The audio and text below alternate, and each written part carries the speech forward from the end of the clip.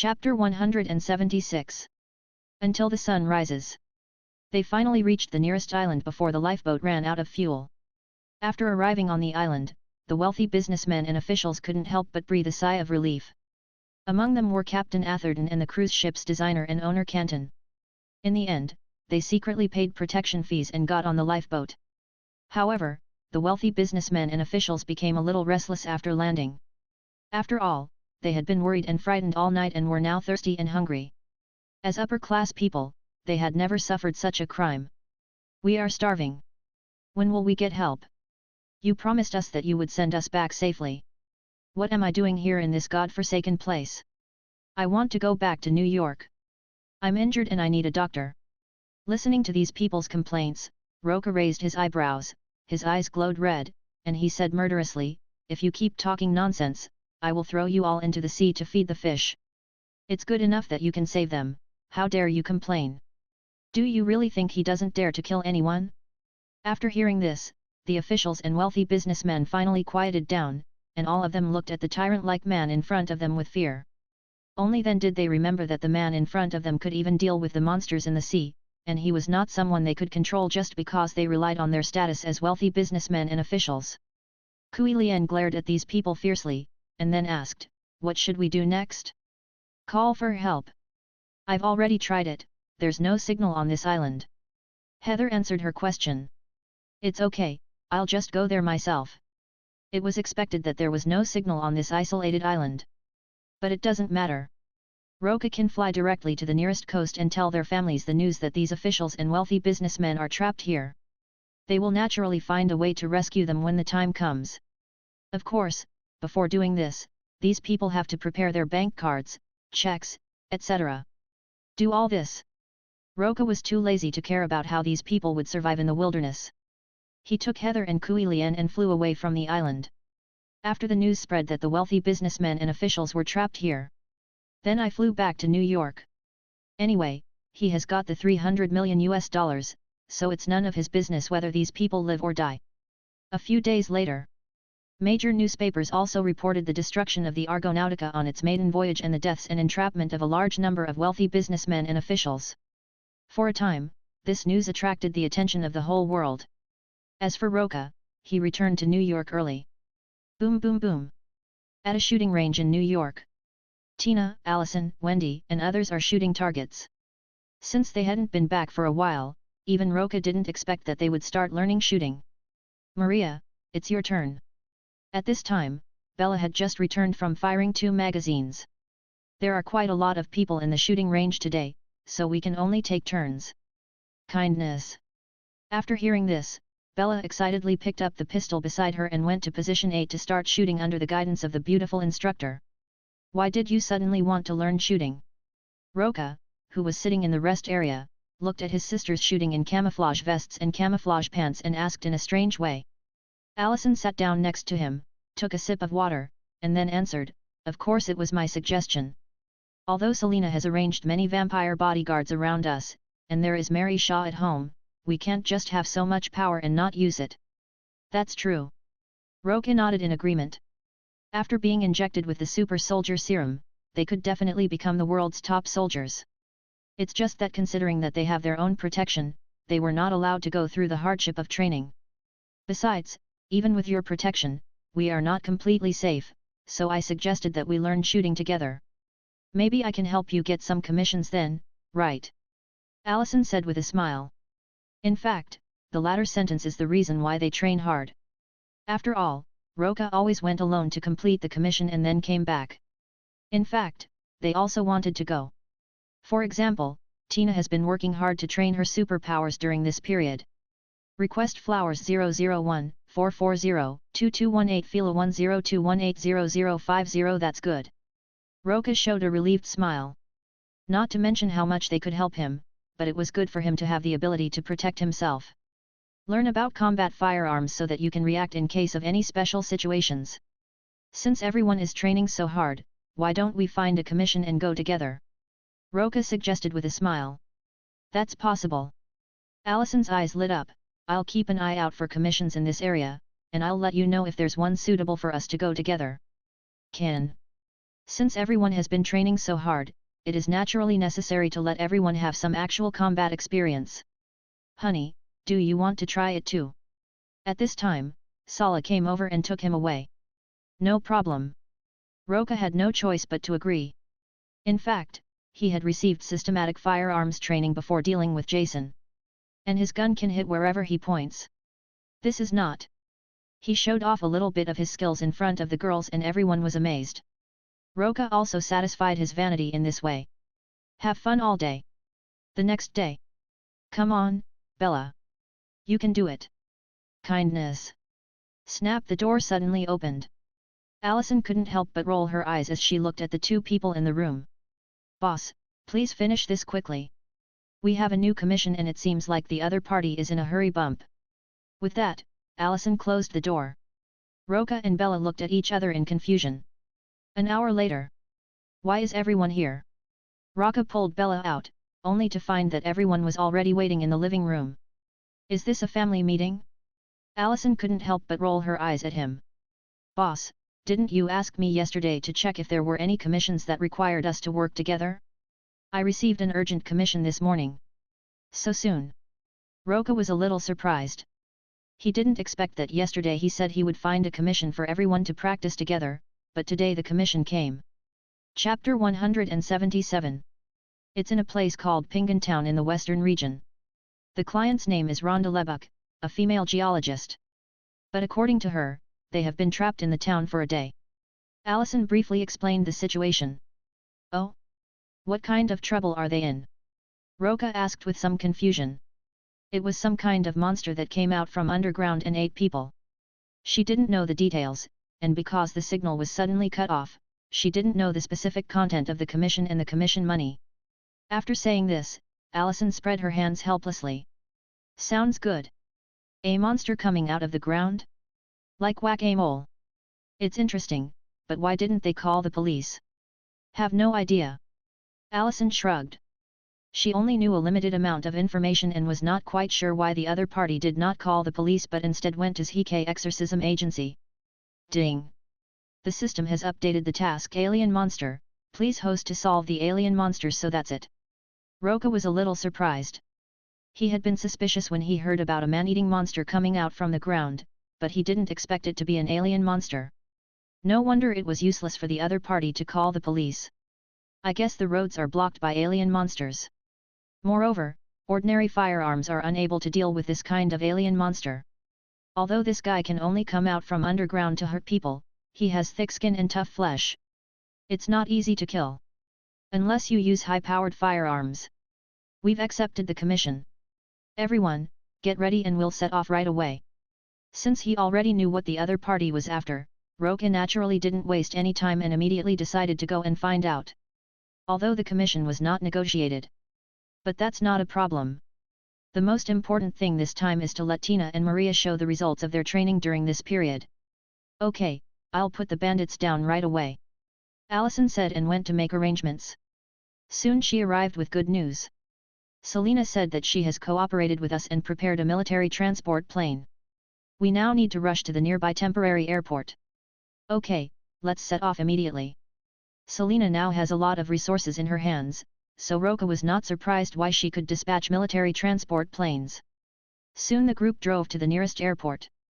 At this time, the military transport plane was already waiting for them. Tina, Maria, Allison, Stella, Wendy, Julie, Sophia, Sarah, Bella, and Roca, a total of 10 people boarded the transport plane. Then, in just 1 hour, we arrived at our destination, a peaceful town in Western America. Pingantown is located in the Gobi Desert covered with yellow sand. No wonder those sandworms can swim freely underground. At this time, on the roof of a house in Pingantown. When the transport ship dropped from the sky, the survivors on the roof danced with excitement. Everyone, get ready to get off the plane. Roca glanced at the girls. Kindness. The women in camouflage uniforms descended from the ropes fully armed, just like a female special forces unit. Even Maria, who was always timid, jumped down without any hesitation. Seeing this, Roca smiled with satisfaction. It seemed that everyone's training during this period was very effective. Maybe the improvement in ability was not obvious, but the courage had been greatly improved. Roca was the last one to go down, but he didn't use the rope, he just flew down directly. When everyone landed on the roof, the surviving residents immediately gathered around. "Oh my god, your military is finally here. You came just in time. I haven't eaten for a whole day and night. Great, I'm finally saved. You should be able to deal with those monsters underground, right?" Listening to the residents chattering, Tina and the others seemed a little overwhelmed. Roca then stood up and looked at the remaining 6 residents and said, "Don't worry, since we are here, we will naturally rescue you." The residents were excited when they heard this. "But there is one thing I want to make clear, we are not the military." Hearing this, the residents could not help but feel puzzled. Seeing that they were wearing military camouflage uniforms and carrying armed transport planes, how could they not be the military? "Who among you is called Rhonda Lebec?" "I." The blonde woman with a chapped mouth raised her hand and stood up. "We are from the Exorcist Agency. Did you commission us to help you get rid of the monster?" Yes, you are really from the Exorcist Agency." Rhonda Lebec was somewhat surprised. She had only gone to the exorcism agency with the intention of giving it a try, but she had never expected that the exorcist would actually come. Even the small town police can't do this. It is said that the road was blocked by large rocks alone, preventing the town police from entering. The police who came in on foot were eaten by the monster. Roca nodded, "Yes, we have accepted your commission.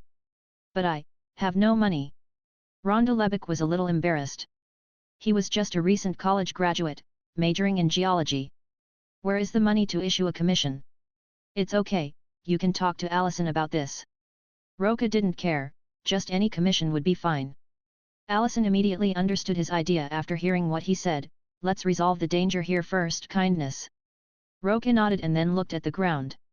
His supervision allowed him to see dozens of meters underground. What surprised him was that there were as many as a dozen sandworms underground. This shouldn't happen. He remembered that there shouldn't be so many sandworms in the first part. But now is not the time to think about this issue.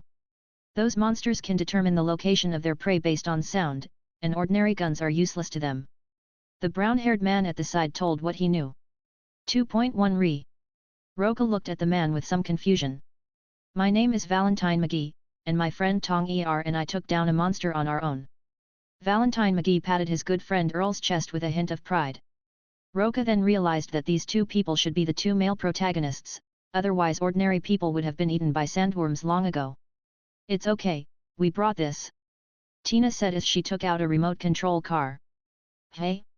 Why did you prepare this?" Maria and the others were a little surprised. "Of course, it's to deal with the monsters underground." Tina didn't explain anything and immediately lowered the remote control car with a rope.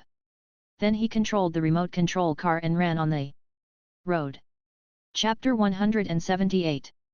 The remote control car started running on the sand, making the sound of the motor turning. Then there was a slight tremor on the ground, and there was an obvious bump on the road that was approaching the remote-controlled car. "Here it comes." Seeing this scene, Tina was a little excited. "Hurry up and get ready.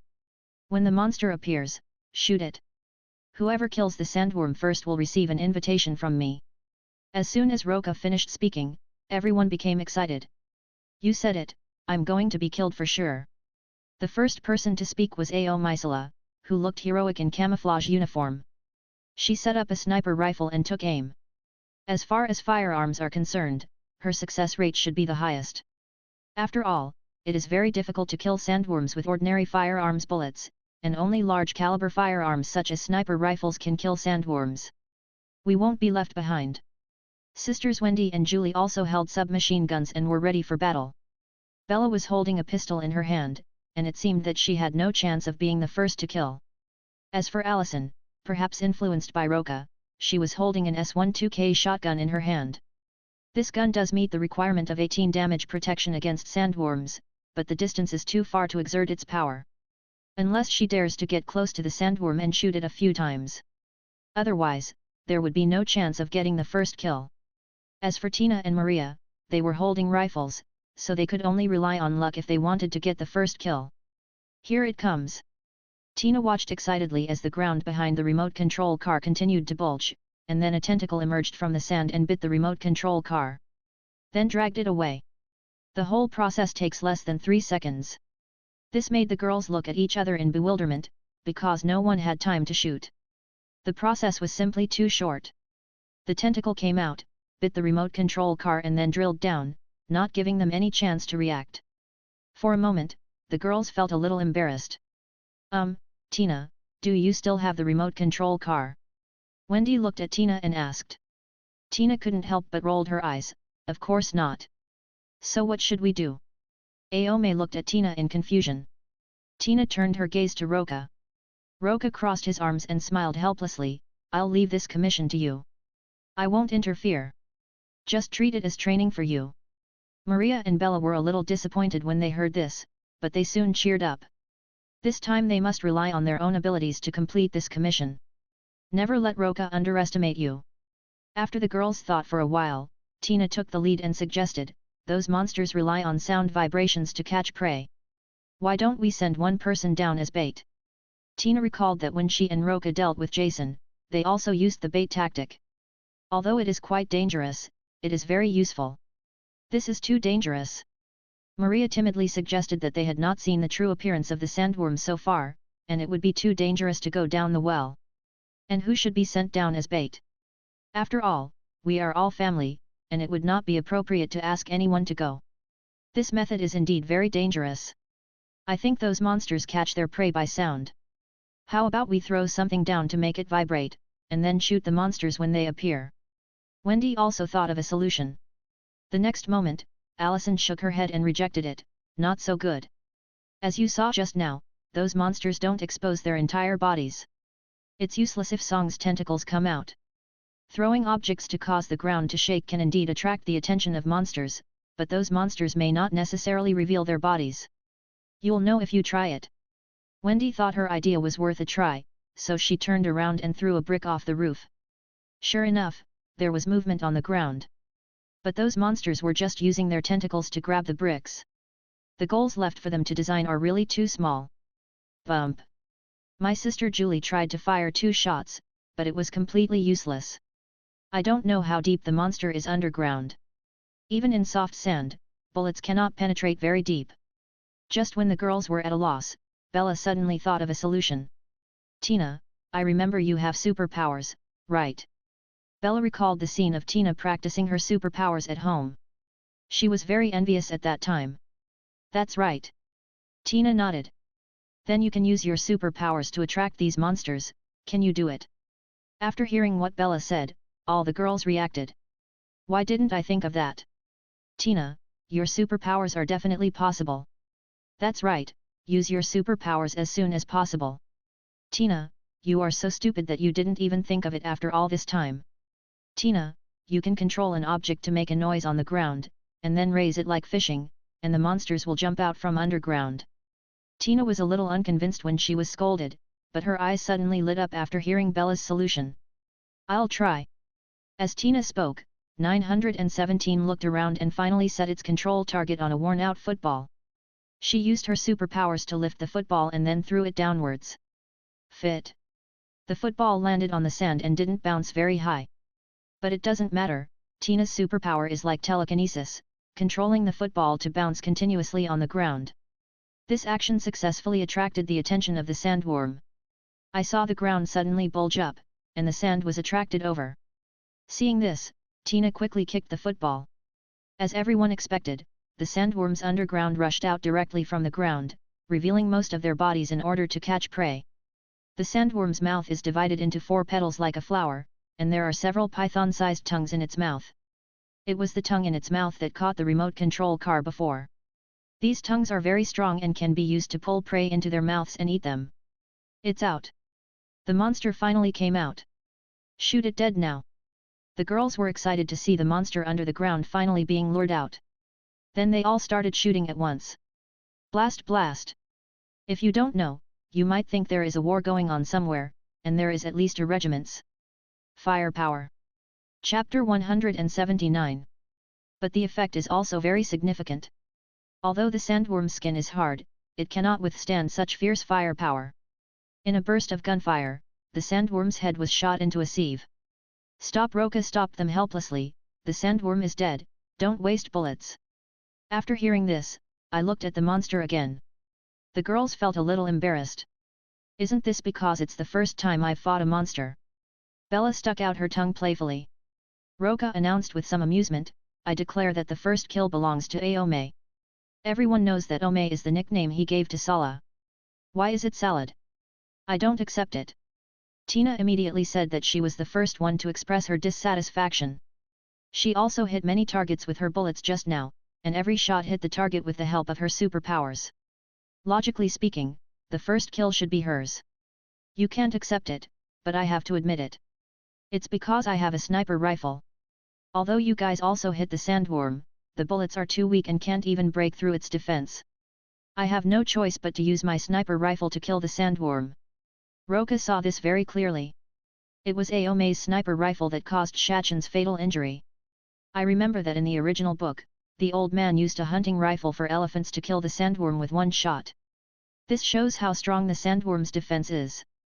Hearing this, Tina could only helplessly admit that she was unlucky. The girls also felt regretful, wondering why they didn't use sniper rifles. Now all the limelight has been stolen by Olsen. Keep going, there are more than 10 sandworms underground. Roca crossed his arms and reminded with a smile. Then go ahead. Tina didn't waste any time and immediately controlled the football to attract the sandworms again. You know what, this calendar is really useful. In just a few moments they hunted down several sandworms. Great! Keep up the good work. Tina and Allison high-fived each other. However, things did not go so smoothly afterwards. The sandworm was not stupid. After so many of its companions died in succession, it did not fall for it even when Tina used the football as bait again. This caused some headaches for those who were originally happy. What should I do? The sandworms won't come. Tina looked at everyone helplessly. Could it be that all the sandworms have died? Maria said innocently. Just ask dear. Allison looked at Roca. My dear, can you see through things? Aome was a little confused. Ahem, I really can. You just killed 6 sandworms. There are more than 1,000 underground. Roca, who was eating watermelon on the side, coughed twice.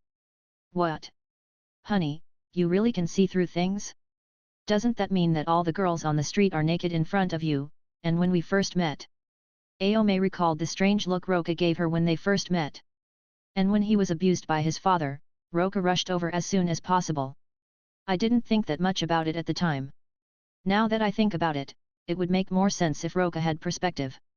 But if this happens, won't every part of my body be seen when we meet for the first time? Just thinking about this made her feel a little uncomfortable. Really? When Bella heard this, she couldn't help but cross her arms and look like she was on guard against wolves.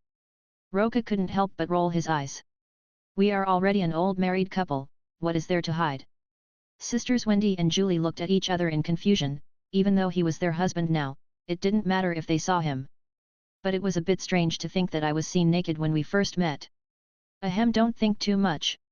I won't just look at others out of boredom. What Roca said was indeed true. When he gained supervision, it seemed that he only peeked at Selena's graceful figure. Normally, you only use it when you need it. He doesn't have that much bad taste. He just looks at everyone he sees. All right. Seeing that he was like a dead pig that was not afraid of boiling water, the women couldn't do anything about him. I didn't expect there were so many sandworms underground. My superpowers are no longer useful. What should I do next? Tina looked at everyone helplessly.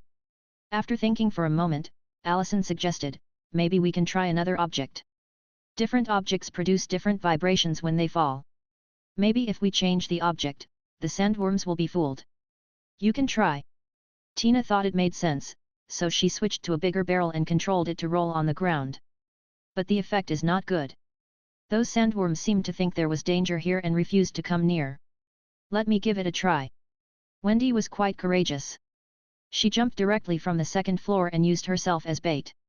Tina and the others also exclaimed, they didn't expect her to be so bold. However, after seeing her jumping around and being fine, the Yin family felt relieved. It seems that the monsters don't dare to come near here. After reaching this conclusion, everyone went downstairs. As expected, there were no sandworms attacking them. Seeing this, the remaining Langlebeck and Neil Bassett also came down from the roof to work. Great! The monster has finally been dealt with. Rhonda Lebeck couldn't help but breathe a sigh of relief. Seeing Tina and the others kill so many monsters, she thought there were no more monsters underground. Not really. Roca broke her fantasy directly. What? Are you saying there are monsters underground? Rhonda Lebeck said with some horror. Roca smiled and nodded. Of course, there are more than 10 monsters underground. Hearing this, they became even more terrified. Even a little desperate. After all, they are surrounded by so many monsters. Good job, King Neo. How can they leave here? Hey, aren't you here to rescue us? Why don't you send a plane to take us out? At this time, Earl couldn't help but question Aoki. After all, they just saw that Roca and others came by plane, so they could use the plane to send them out. I'm sorry, our commission is only to deal with these monsters, not to send you away from here, and the client is Miss Rhonda Lebeck. Roca originally wanted to send them away, but after hearing his question, he immediately gave up the idea. In fact, he had no obligation to send them away. Well, I think Mr. Roca is working hard to deal with those monsters, so there's no need to worry. Upon seeing this, Rhonda Lebeck stepped forward to mediate. Although Earl wanted to say something, he was stopped by his good brother. McGee. Chapter 180. Roca didn't bother to pay attention to these pretentious people. In fact, the two sides were in different worlds. Since the sandworms from the underground are not coming, they will take the initiative to attack. After discussing with the girls, they decided to use the bait tactic. It seems that using superpowers to control objects is no longer useful, and those monsters are not fooled at all. Then just use yourself as bait. Let me be the bait. Tina stepped forward and said, I have superpowers and can escape in time when in danger, so I am the most suitable person to be the bait. The bait tactic was not used before because the details of the monsters underground were not yet clear. Now we know that it is just a big worm that can only come out of the ground and bite people. There's nothing to be afraid of. In fact, with their bodies strengthened by the super soldier serum, they can easily avoid the underground attacks of the sandworms. What's more, Roca is watching. Well, Tina, you better be careful. Yes, you must be careful. Come on, Tina. Maria and Allison did not object to her decision. So the tactics were implemented like this. Tina led the way in front, and the others followed behind. Although the sandworms move very fast on the ground, once they come out, it will be a bit slow for them to go back. Others need to seize this opportunity to kill the sandworm. As expected. This method is very effective. After being 100 meters away from the house, the sandworms underground could no longer hold back and rushed over, and there were 2 of them at once. Tina was not panicked at all. She found that her superpowers seemed to be able to sense the sandworms underground. The moment the sandworm attacked her, she jumped away. There were only 2 sandworms left, which had crawled out to dress up. Boom boom boom. What followed was a hail of bullets that greeted the 2 sandworms. No matter how tough and strong they are, the final result is that they are beaten into sieves. Yes. Tina excitedly gave everyone a thumbs up, then motioned for everyone to continue. But this time the sandworms learned their lesson again. This time they actually gave up on Tina, who was walking in front to attract them, and instead went around to attack Maria and the others from behind. Roca, who saw this scene, did not warn them. If they couldn't react to this, they would be too stupid. As expected. Although the sudden attack of insecticide made them a little panicked. But they won't fall down in a panic like ordinary people, their strong physical fitness makes them extremely fast. As long as they wanted to run, the sandworms would not be able to catch up. After calming down, they all followed Tina's example and jumped away when the sandworms attacked. This makes it much easier to deal with sandworms. Until the afternoon. The women successfully lured out most of the sandworms from underground and killed them. Only a few smarter sandworms remained hiding underground and did not emerge. Honey, how many sandworms are there underground? I thought there were no more sandworms. But we have tried our best to create noise just now, why haven't those sandworms come out yet? The girls were a little skeptical.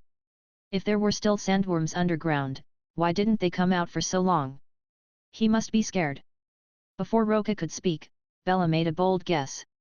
That's right. Roca nodded with a smile, those sandworms must be scared, after all, you lured most of them up and killed them. Sala frowned and said, then how should we deal with them? If we leave, they will definitely come back to attack people again. Then just get rid of them all. Roca said easily. How can we solve this problem? They must be hiding tens of meters underground. If they don't come out, can we dig a hole and look for them?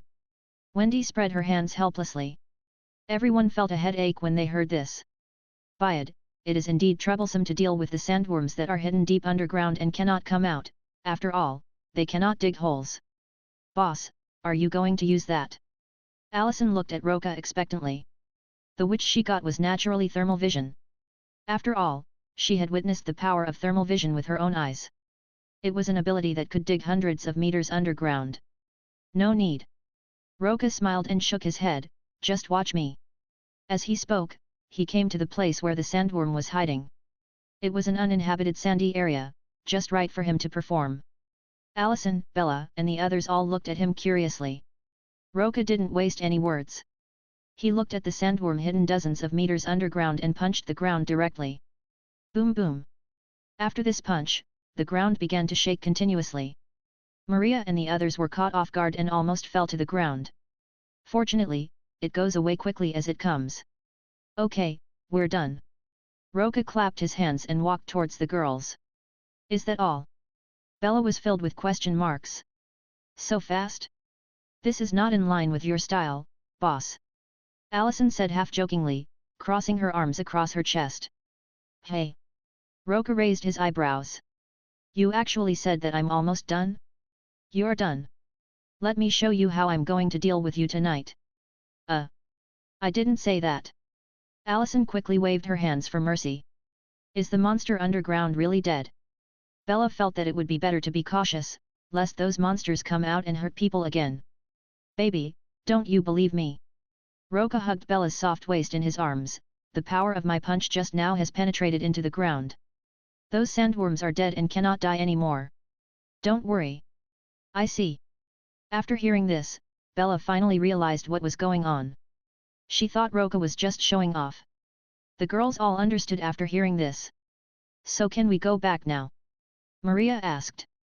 Roca nodded and said, of course, let's send the armed transport plane over now, and then Allison, you go and talk to Longlurked about the commission money. Upon hearing this, Allison immediately ran to discuss the commission money with Rhonda Lebuck. The commission money could be small, but it must be non-existent. You should at least show some appreciation, right? After all, Rhonda Lebuck didn't really have much money.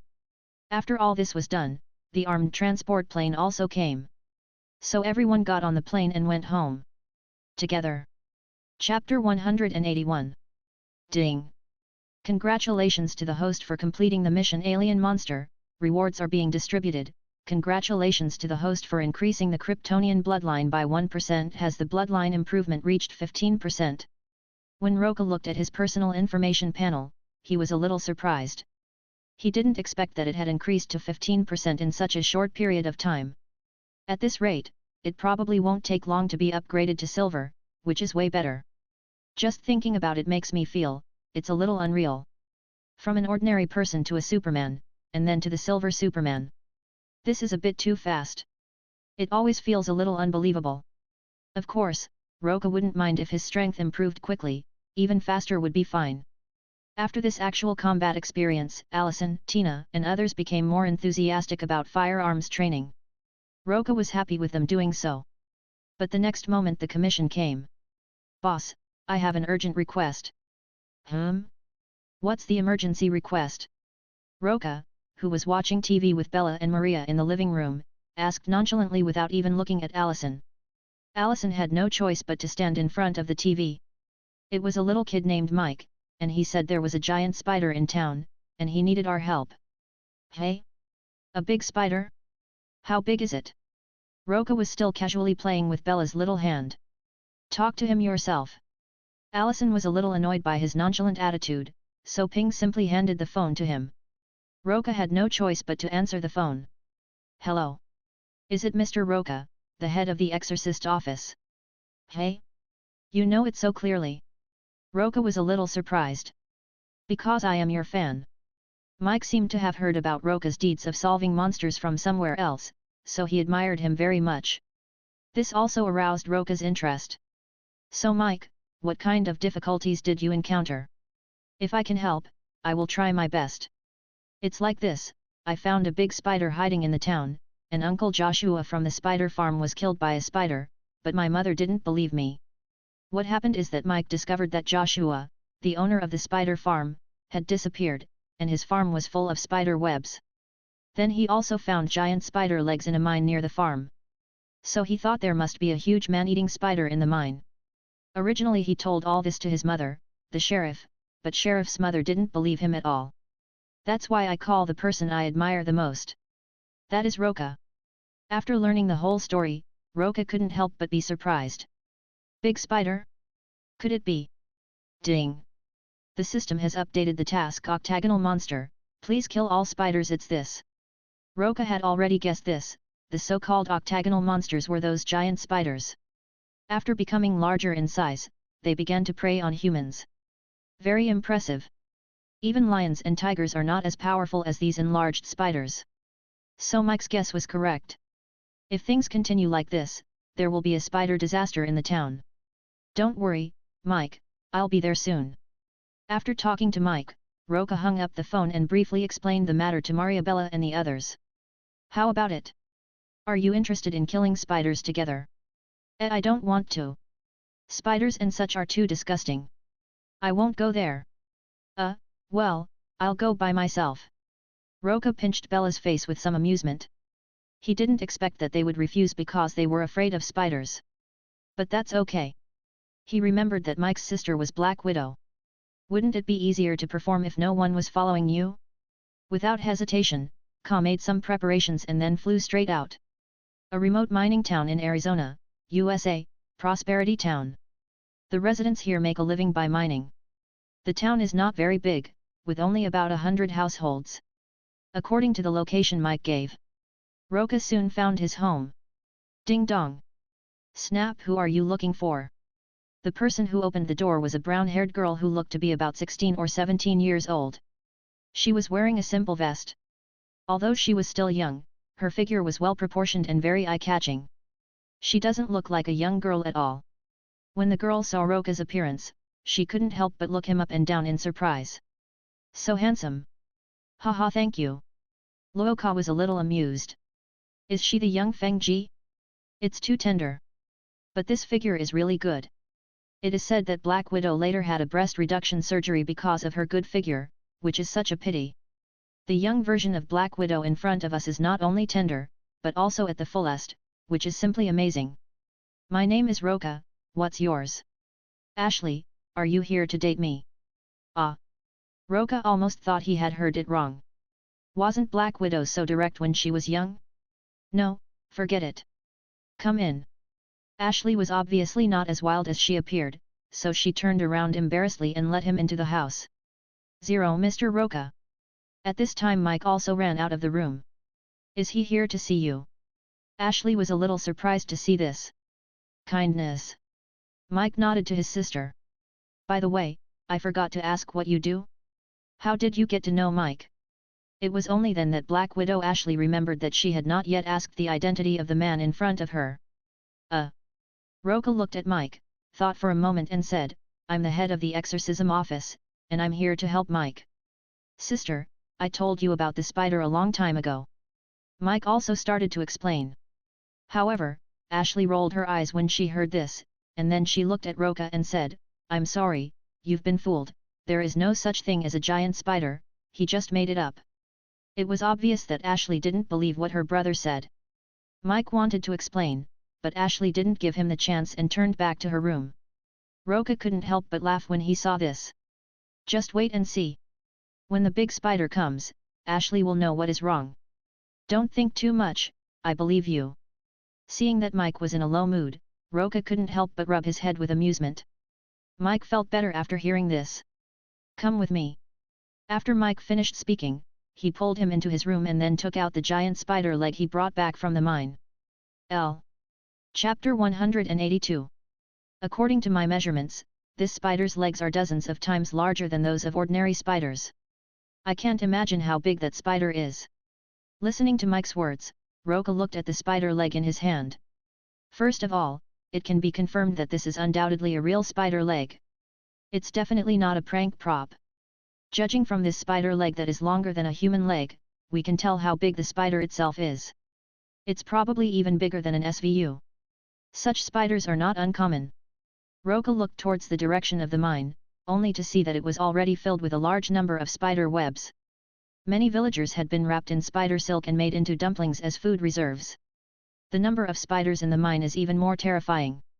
If so many spiders appear together to hunt, it would be difficult to deal with them. But what interested him more was what kind of chemical could make these spiders so big. Yes, it's just like the zombies, chemicals from a laboratory fell into the river and were eaten by snakes, insects, rats, ants and the like. The spiders were then fed shrimp by Joshua, the owner of the spider farm. This caused a series of disasters. As you can imagine, this chemical only works on spiders. It would be good to let Serena pay attention to it. This chemical substance that can make spiders grow bigger is indeed magical and has very high research value, so Roca plans to let Selena investigate it so that he can take it for himself. The other party must not have discovered the effectiveness of this chemical. Otherwise, this incident would not have happened. Excuse me. Just at this moment, Ashley, who had changed her clothes, pushed open the door. Her white vest and shorts showed off her figure perfectly. Although her pretty face was still a little childish, she was full of charm. What would you like to eat tonight? Ashley was obviously asking Roca. Either way or the other. Roca shrugged indifferently. In fact, they would not have the chance to have dinner because he had already seen the spiders coming out of the mine. Spiders usually hide during the day and come out at night. Once dark, it is time for spiders to hunt. By then the whole town will be in chaos. All right. Ashley pursed her lips and didn't say anything more, then turned and left the room. What do we do now? Mike asked. Now that we know the existence of giant spiders, we naturally have to find a way to deal with them. It's very simple. Let's notify the people in the town first. It's better to let them gather together so that it will be easier for me to protect them. Otherwise, if everyone is too scattered and there are too many spiders, I won't be able to protect everyone. Mike was a little hesitant because he had said this before, but no one believed him. It doesn't matter. Let's notify the residents of the town first. When the giant spider appears, they will believe it. Good. Hearing this, Mike no longer hesitated. Soon the two of them left the room and prepared to go out. Wait, where are you going?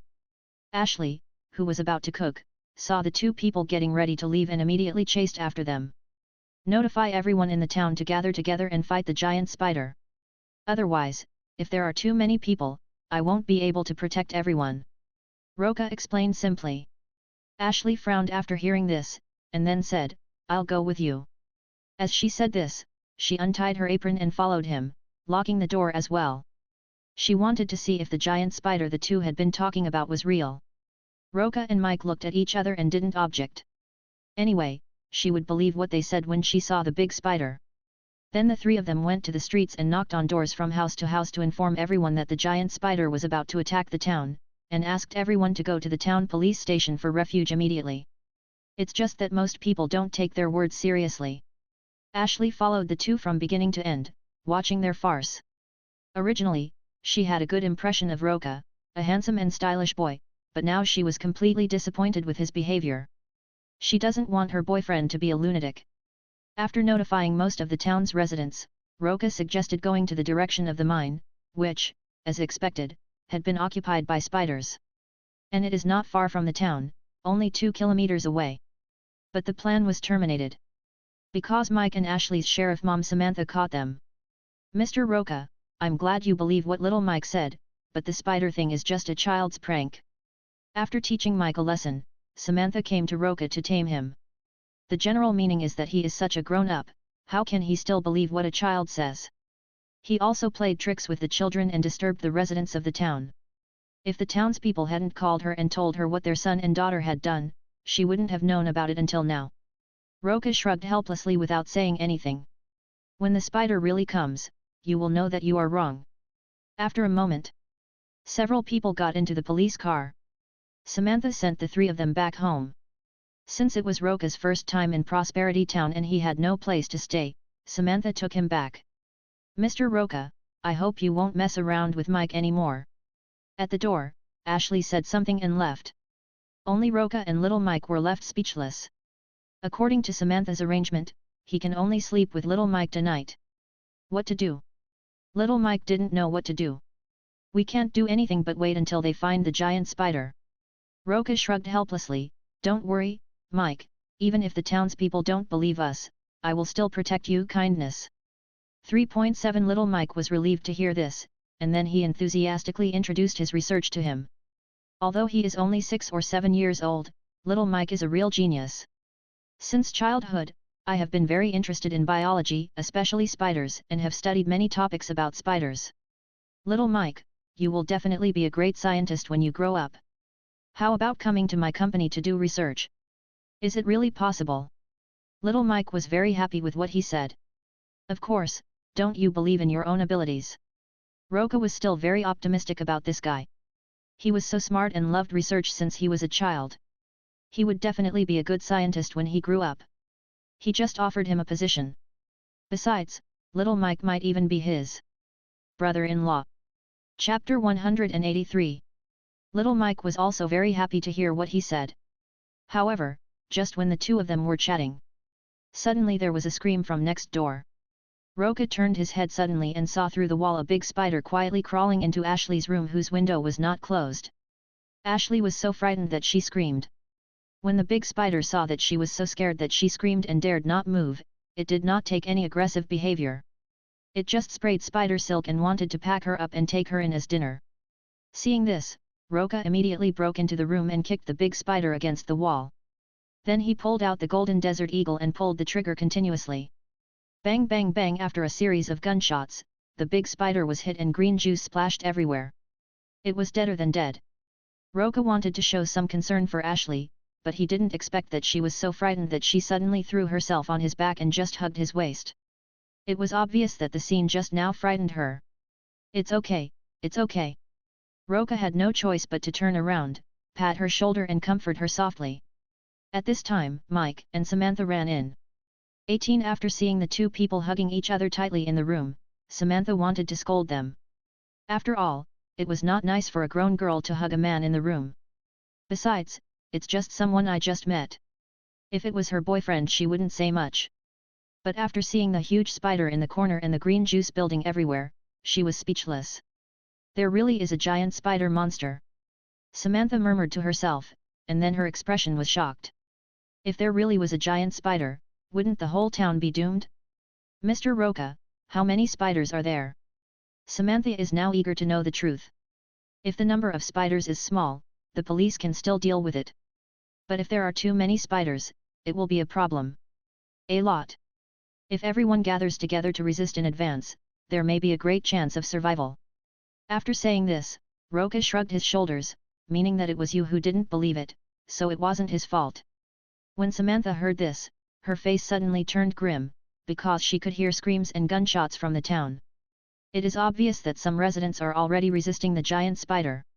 Samantha didn't waste any time and immediately called the police to inform them of the situation and sent police officers to come as soon as possible. She has to gather police forces to get rid of the spiders in the town. If Roca knew what she was thinking, he would definitely laugh at her for overestimating her own abilities. Because there were hundreds and thousands of giant spiders in the town at that time, and it was impossible for the police station's few people and guns to deal with them. Are you okay? Roca looked at Ashley in his arms with concern. I'm fine, thank you. Ashley thanked him gratefully. Brother Roca, what should we do now? Looking at his mother who was on the phone, Mike pulled the corner of his clothes anxiously. There must be giant spiders everywhere outside. Let's go directly to the police station.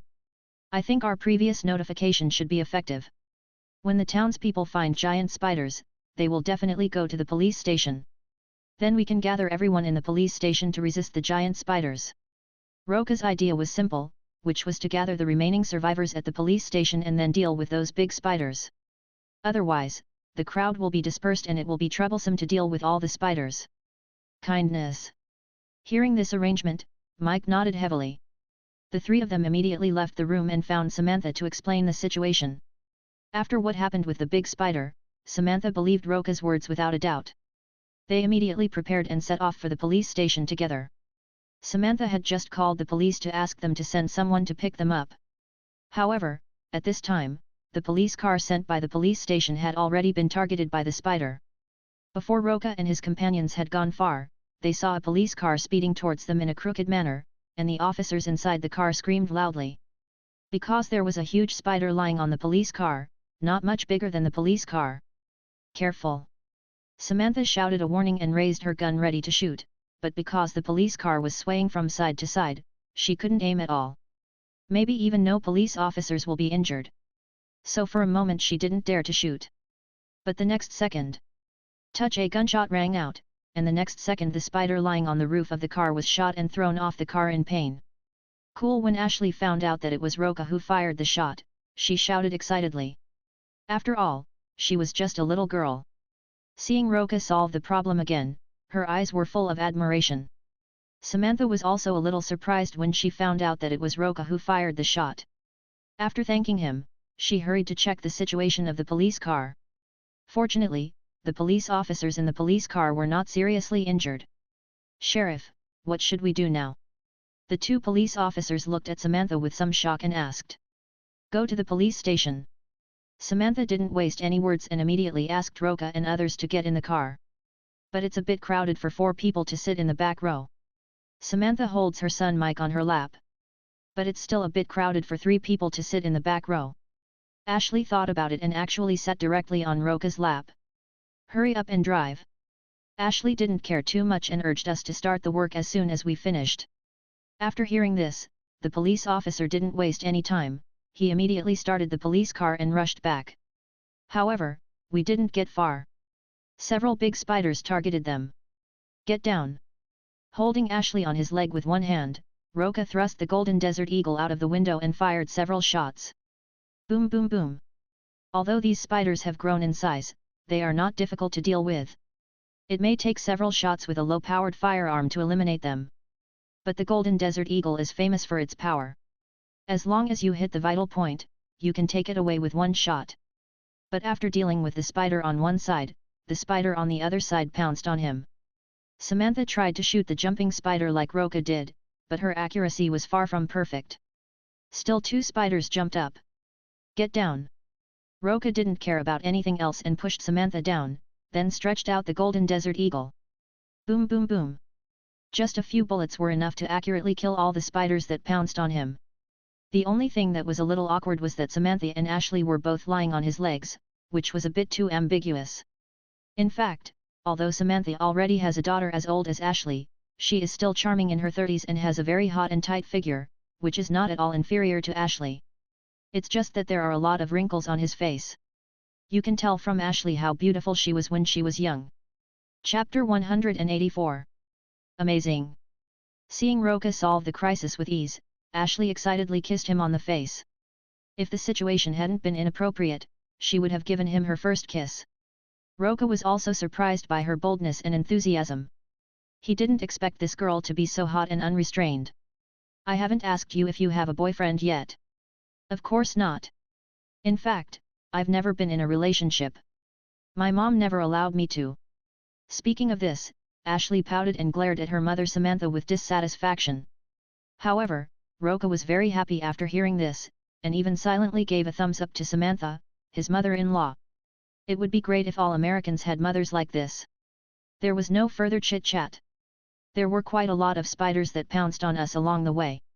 But Roca easily solved them every time. Ashley and Samantha were also used to lying on his legs when a spider approached, giving him room to shoot. Samantha did have some self-awareness. Although her shooting skills were okay, it was still difficult for her to hit a moving spider. So just let Roca solve it. Along the way, there were also many small-town residents who escaped from their homes. They all listened to Mike's reminder during the day, so they drove to the small-town police station at all costs. Soon a group of people entered the game. As expected, this place has also been invaded by spiders, and the police officers in the police station are fighting a fierce battle with the spiders. But the situation is not optimistic. Generally, the firearms equipped in such small towns are just ordinary firearms, and at most there are hunting rifles. There are no high-powered firearms at all. An ordinary small pistol is fine for dealing with 1 or 2 spiders, but it won't be able to handle more than that. Can you use a gun? Roca turned to look at Ashley, and before she could say anything, he put a golden desert eagle in her hand. Then he prepared to provide support. Wait, what are you going to do? Ashley became anxious when she saw that he only had 1 golden desert eagle. How can a gun deal with these spiders? That's enough for me. Roca shook the golden desert eagle in his hand, then turned around and rushed to the police station with Samantha. Although this place has also been invaded by octagonal monsters, the number is not large. A golden desert eagle is enough. Boom boom boom. The arrival of the two also attracted many octagonal monsters to pounce on them. But they were all quickly dealt with by Roca and Samantha.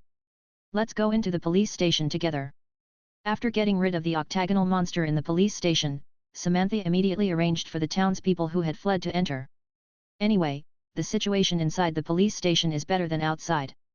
As long as we hold on, those octagonal monsters can't get in. Sheriff Samantha, please save my daughter. At this time, a middle-aged woman came to Samantha crying. Samantha frowned. Needless to say, she knew that her daughter must have been left at home or somewhere else.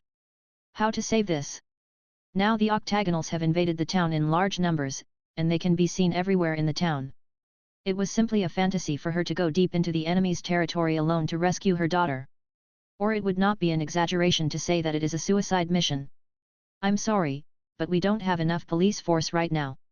It's already good enough that we can defend this place from being breached by those spiders. Samantha cruelly rejected her request. Even though they are safe now, the spiders they encounter along the way show that there are probably more spiders in the entire town. There is simply no energy left to save others. If police forces were forcibly dispatched to the small town to rescue people, not only would they be surrounded by spiders, they would also be in danger. Similarly, they will also be in danger due to insufficient police force. The middle-aged woman fell to the ground in despair upon seeing this. For a moment, everyone who saw this scene felt a little desperate and terrified, and many of them lost their loved ones on the way to escape. It can be said that this disaster changed the fate of almost everyone in the town. Why didn't they realize this sooner? And why didn't they believe Mike? If I had believed Mike and escaped earlier, this wouldn't have happened. Or why don't Mike and the others produce some evidence? Otherwise, they wouldn't disbelieve it. Everyone started complaining at once. These people are really... Ashley was a little angry when she heard everyone complaining. Originally, she was just following Roca and Mike to see what tricks they were going to play, but after all the residents of the town were notified. They just don't believe it. Who are you to complain about Roca and Mike now? Everyone stop arguing, the most important thing now is to defend this place. Samantha shouted loudly, suppressing all the complaints. These people are already complaining before the crisis is even resolved. Maybe all of them will die at the hands of those spiders. Why don't we charge out? Roca suggested lightly. What? Samantha was stunned by his words, and then looked at him in surprise and said, Are you kidding me? Of course not. Roca shook his head. It's not a solution to stay here. There are still many residents in the town who can be rescued. What's more, the number of spiders is far beyond what little Mike and I expected. It is estimated that there is a spider mother in the mine. If the spider mother is not dealt with, there will be a steady stream of spiders born. With the growth rate of those spiders, you should know the consequences without me telling you. Samantha thought it made sense, but there were so many spiders outside, what would it matter if she rushed out? Can Zhao Hao get rid of all the spiders? What can you do? The method is very simple, that is to attract all the spiders in the town and kill them, and then go to the mine and kill the mother spider. Roca's method is very simple, just go out and kill all the spiders. Simple and crude. T4J. Before Samantha could say anything, Ashley spoke up. It's so dangerous outside, how can you go there alone? Yeah, there are too many spiders outside. It's too dangerous. Little Mike also persuaded. Hee little Mike, do you still remember who I am? You are the best exorcist. Yes, these spiders are nothing to me. After Roca finished speaking, he strode out without waiting for anyone to speak. Chapter 185. At this time, all the spiders in the town gathered and surrounded the police station. The roads, houses and trees were densely packed with huge spiders. It makes people's scalp tingle. The people who were arguing just now were all stunned at this moment, and an indescribable fear spread in everyone's heart. How can they defend against so many spiders? What to do with those spiders? I'm afraid that if these spiders just stand there and let them kill them, they will kill them until they are tired. However, there was one person who strode out fearlessly. I saw that he had a Gatling gun in his hand, and the barrel of the Gatling gun began to rotate with his footsteps. Da-da-da-da, the Gatling gun began to roar, and at a rate of 5,000 bullets per minute, it turned into a torrent of steel, continuously pouring into the spider swarm. Wherever the steel torrent passed, all the spiders were torn into pieces, and green sweat flew. It's like a meat grinder, killing as many as come. Everyone in the police station opened their mouths in shock. This man is so strong and handsome that he can stand against 10,000 enemies. The man holding the Gatling gun, the favorite of tough guys, is tearing the octagonal monster into pieces. He's so cool. Ashley's eyes lit up as if she was infatuated with him. She had never seen someone so handsome and yet so domineering. She felt extremely safe. 10,000 bullets were fired in just 2 minutes, and the Gatling gun barrel was emitting high temperatures. But my aunt is also very good. Hundreds of spiders that pounced on him were all shot dead. Even Roca complained that the speed was too slow, but there was nothing he could do. If he used thermal vision and super breathing, the entire town would probably be gone. So I can only use Gatling. It's time to end it. Roca put away the Gatling gun and planned to go to the mine alone to kill all the spiders there. But unexpectedly, footsteps were heard behind me. Roca, I'll go with you. Ashley ran up to him and said with a firm look. You. Roca frowned. It would be totally troublesome for her to go there like this. I'll go with you too. After all, I'm the town sheriff, and I can't leave the responsibility of saving the town entirely to you. Samantha also came over and said. What will happen if you leave here? Roca asked back. See, Samantha frowned. She really hadn't thought about this. There are only a few people in the small town police station. If she leaves, the group will be leaderless and it will be troublesome if spiders attack here again. You guys better stay here. Roca smiled and shook his head. I want to go. Ashley. Samantha shouted, if she can't go, what are you, a little girl, going to do? To cause trouble? Forget it, if Ashley wants to come, let her go. I can take care of her. Seeing Ashley so stubborn, Roca simply agreed. Anyway, there will be no danger with him around. It's a good opportunity to cultivate feelings along the way. Oh well. Seeing this, Samantha had no choice but to agree, and then she gave her daughter some instructions. Only then did he let her go despite Ashley's impatient look. Come on, open the warehouse. Roca asked Ashley to drive. Although this place was not far from the mine, it was not realistic to walk there. Good. After hearing this, Ashley immediately ran over and drove a police car out. Then the two of them drove away from the police station in the police car without saying a word. Seeing this, Samantha could only pray for the two of them to be safe. The other side. The police car in the dark night was as eye-catching as a signal tower, and a large number of spiders would gather around it from time to time. Roca asked Ashley to drive carefully, and then he went to the roof of the car, shooting continuously with both guns in his hands, and killed all the approaching spiders. Marvelous! Ashley was not afraid while driving, but felt very excited and thrilled. Who are you, Roca? Ashley was really curious about Roca's identity. Why was he so powerful? Didn't I tell you? I'm the head of an exorcism agency, specializing in dealing with ghosts and aliens. Ghosts? Aliens? Are they real? Ashley was full of surprise. In her world, there had never been ghosts, let alone aliens. Of course, this world is huge and mysterious. You can never imagine what kind of existence is hiding in the dark. After Roca finished speaking, he couldn't help but sigh. This world is really too mysterious. There are not only all kinds of ghosts and monsters, alien bugs that destroy the world, foggy other world, and iron-blooded alien civilizations. Who knows what will appear next?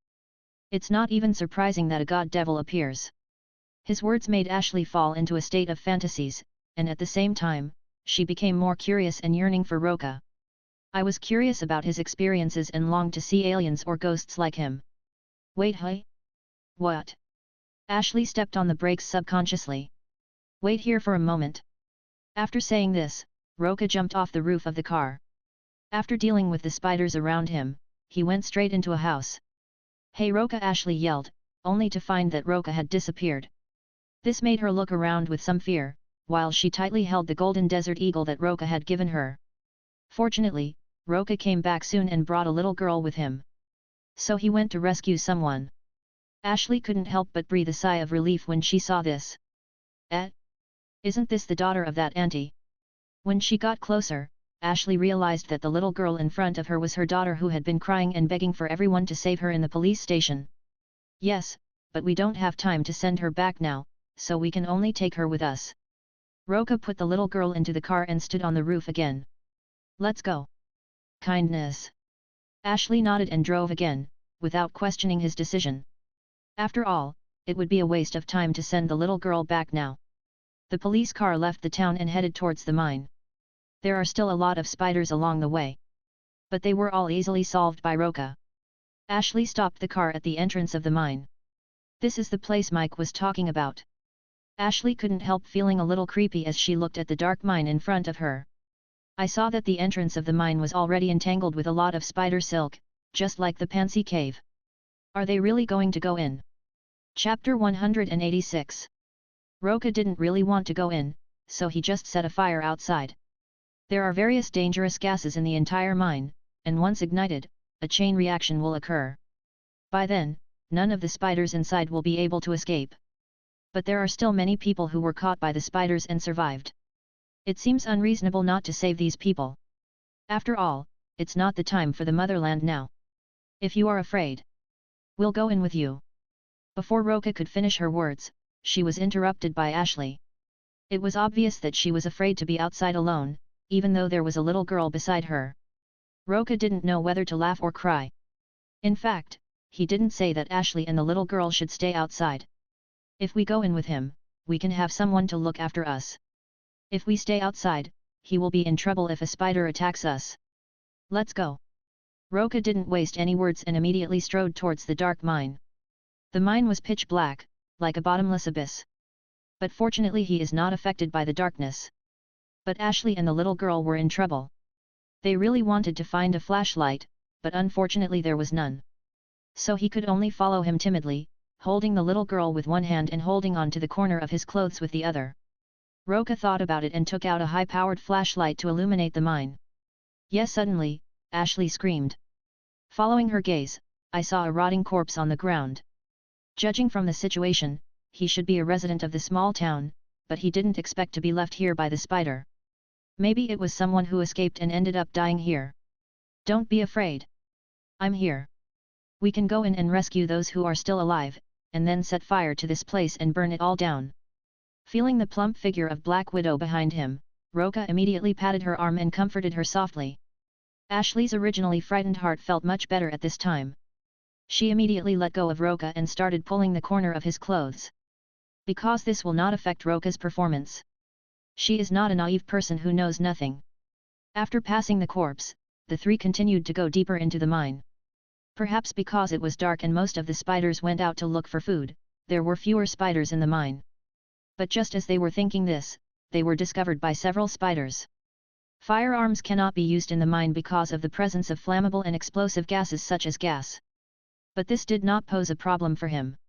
He had several more bullets in his hand and fired them directly.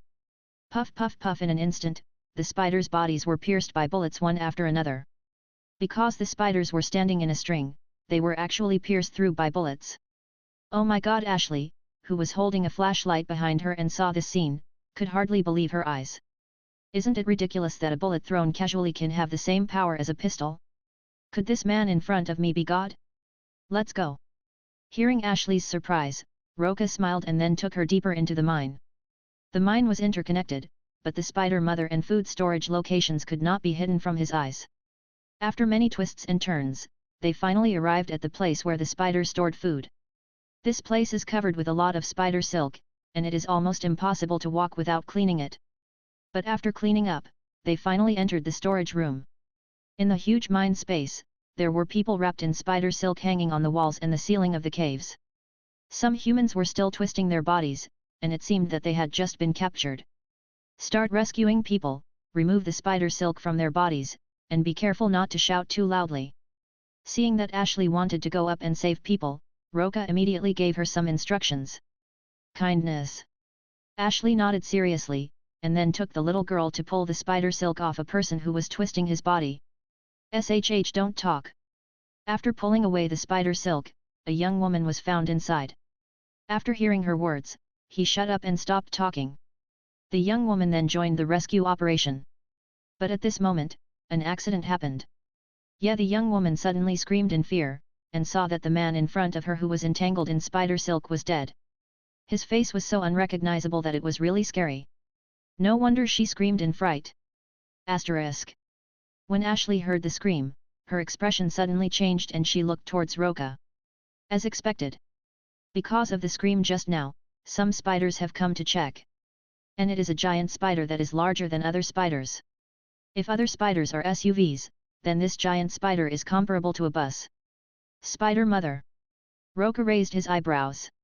He didn't expect that the mother spider would come to his door. Without saying a word, he picked up a few stones and threw them out.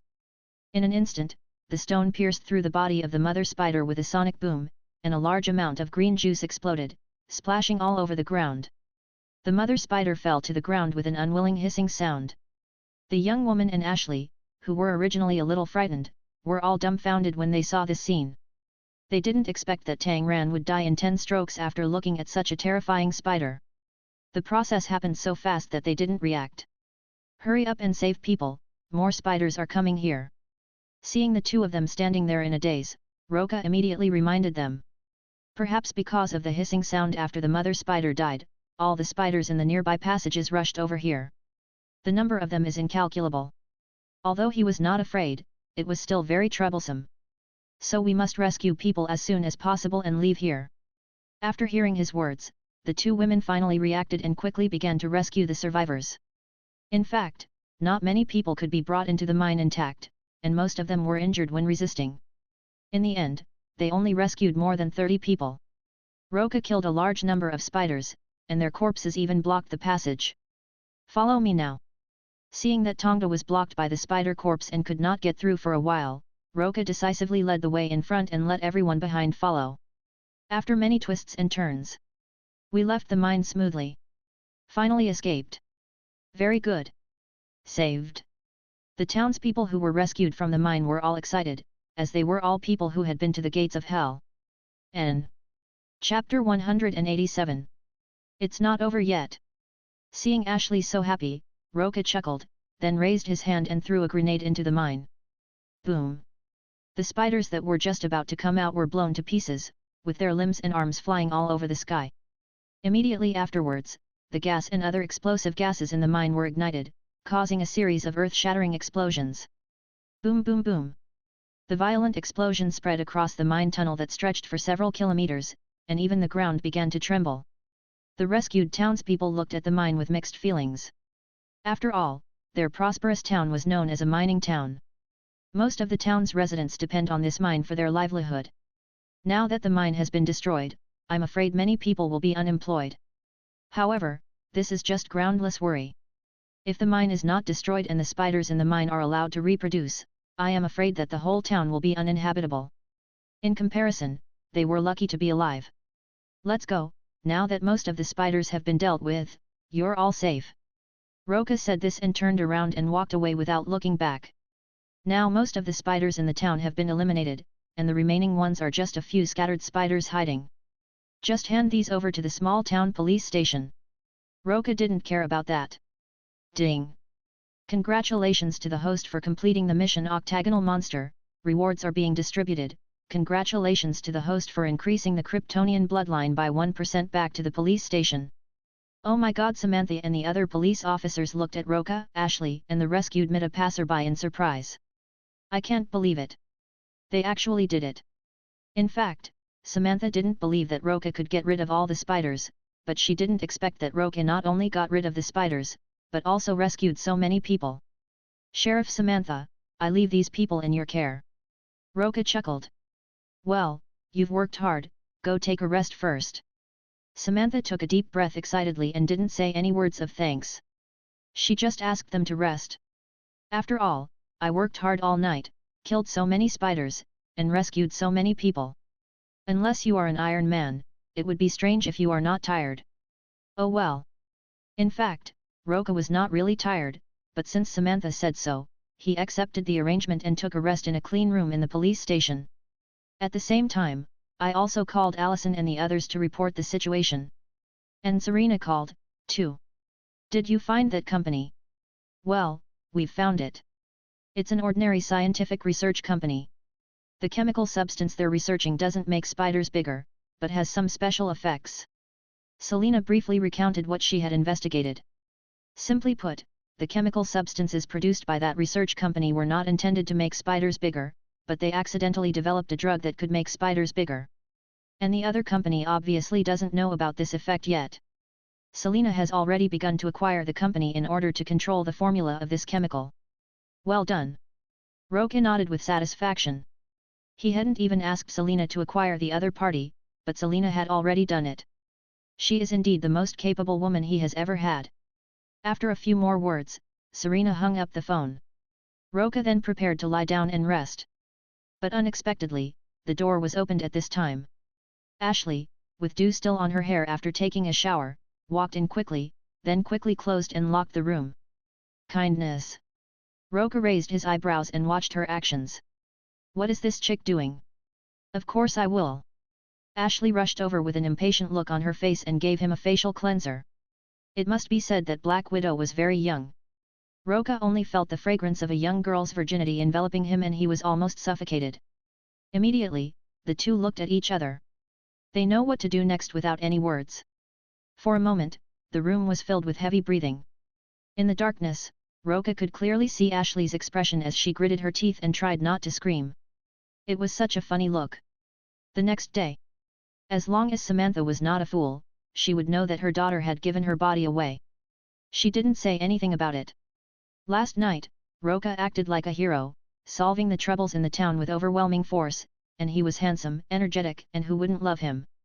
If she were 20 years younger, she might also take the initiative to pursue Roca. Little Mike, on the other hand, looked confused and knew nothing. Brother Roca, why did you come out of the room with Mew? Uncle, ahem. Little Mike, don't pay too much attention to adult matters. Have you finished your homework today? Hearing this, Little Mike looked speechless. The teacher has been eaten by a spider.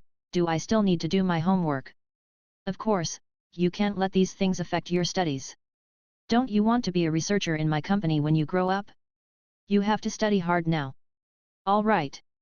Little Mike was speechless but still nodded obediently. Ashley, who was standing by, couldn't help but snickering when she saw him scolding her brother. It seemed that her brother would have one more person to care for him from now on. Roca, I heard from Little Mike that you were hired by him. What about the salary? It's okay, Little Mike is my fan, and it's my duty to help my fans. Roca waved his hand to interrupt her. The biggest gain this time was that he picked up the young Black Widow and got the first blood. So the hiring fee doesn't matter. Anyway, Little Mike is my brother-in-law, right? Can I still ask for his money? No, listen to me. Samantha shook her head and said, it's like this, the rescued townspeople are willing to pay you a penny as a reward, and this 5.3 is also what you deserve. 89. I see. Roca was a little surprised. He didn't expect the townspeople to be so polite. But since it was voluntary, he had no reason to refuse. Oh well. Well, I will calculate the wages given by the townspeople and give them to you afterwards. Thank you very much. Roca smiled and thanked him. You don't have to be polite, family. Samantha waved her hand. Since he had become her son-in-law, she had to help him get some benefits. In fact, this is what she asked for. After all, it was Roca who saved everyone's lives this time. If you do nothing and show no gratitude, then the people who were rescued would be nothing. Chapter 188. Come on, let's go out for a walk.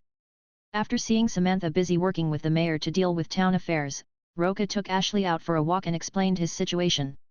After all, there are so many women in the family, it's impossible to hide it. Being honest and direct is the best option. If you can't accept it, you can make a choice as soon as possible. But it was obvious that he still underestimated Ashley's love for him. Even though he knew that there were many women in his family, he still did not hesitate. This is the kind of woman Roca likes most.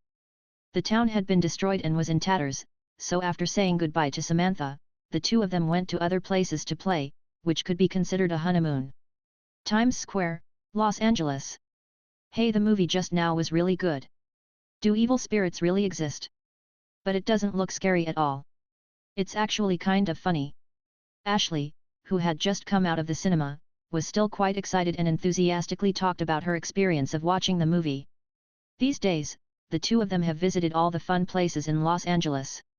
Just finished watching the movie again. Ashley was in a very good mood. Of course there are evil spirits in this world, and there are a lot of them. Roca said with some amusement. Really? By the way, you said before that you encountered many evil spirits and aliens. Can you tell me about them? Of course, let's go over there and talk. Roca pointed to the open-air cafe nearby. The environment here is very good, very suitable for drinking a cup of coffee after watching a movie. After they sat down, Ashley ordered 2 cups of coffee, and then listened expectantly to Roca's legendary story. The first one is of course not the murderer Jason.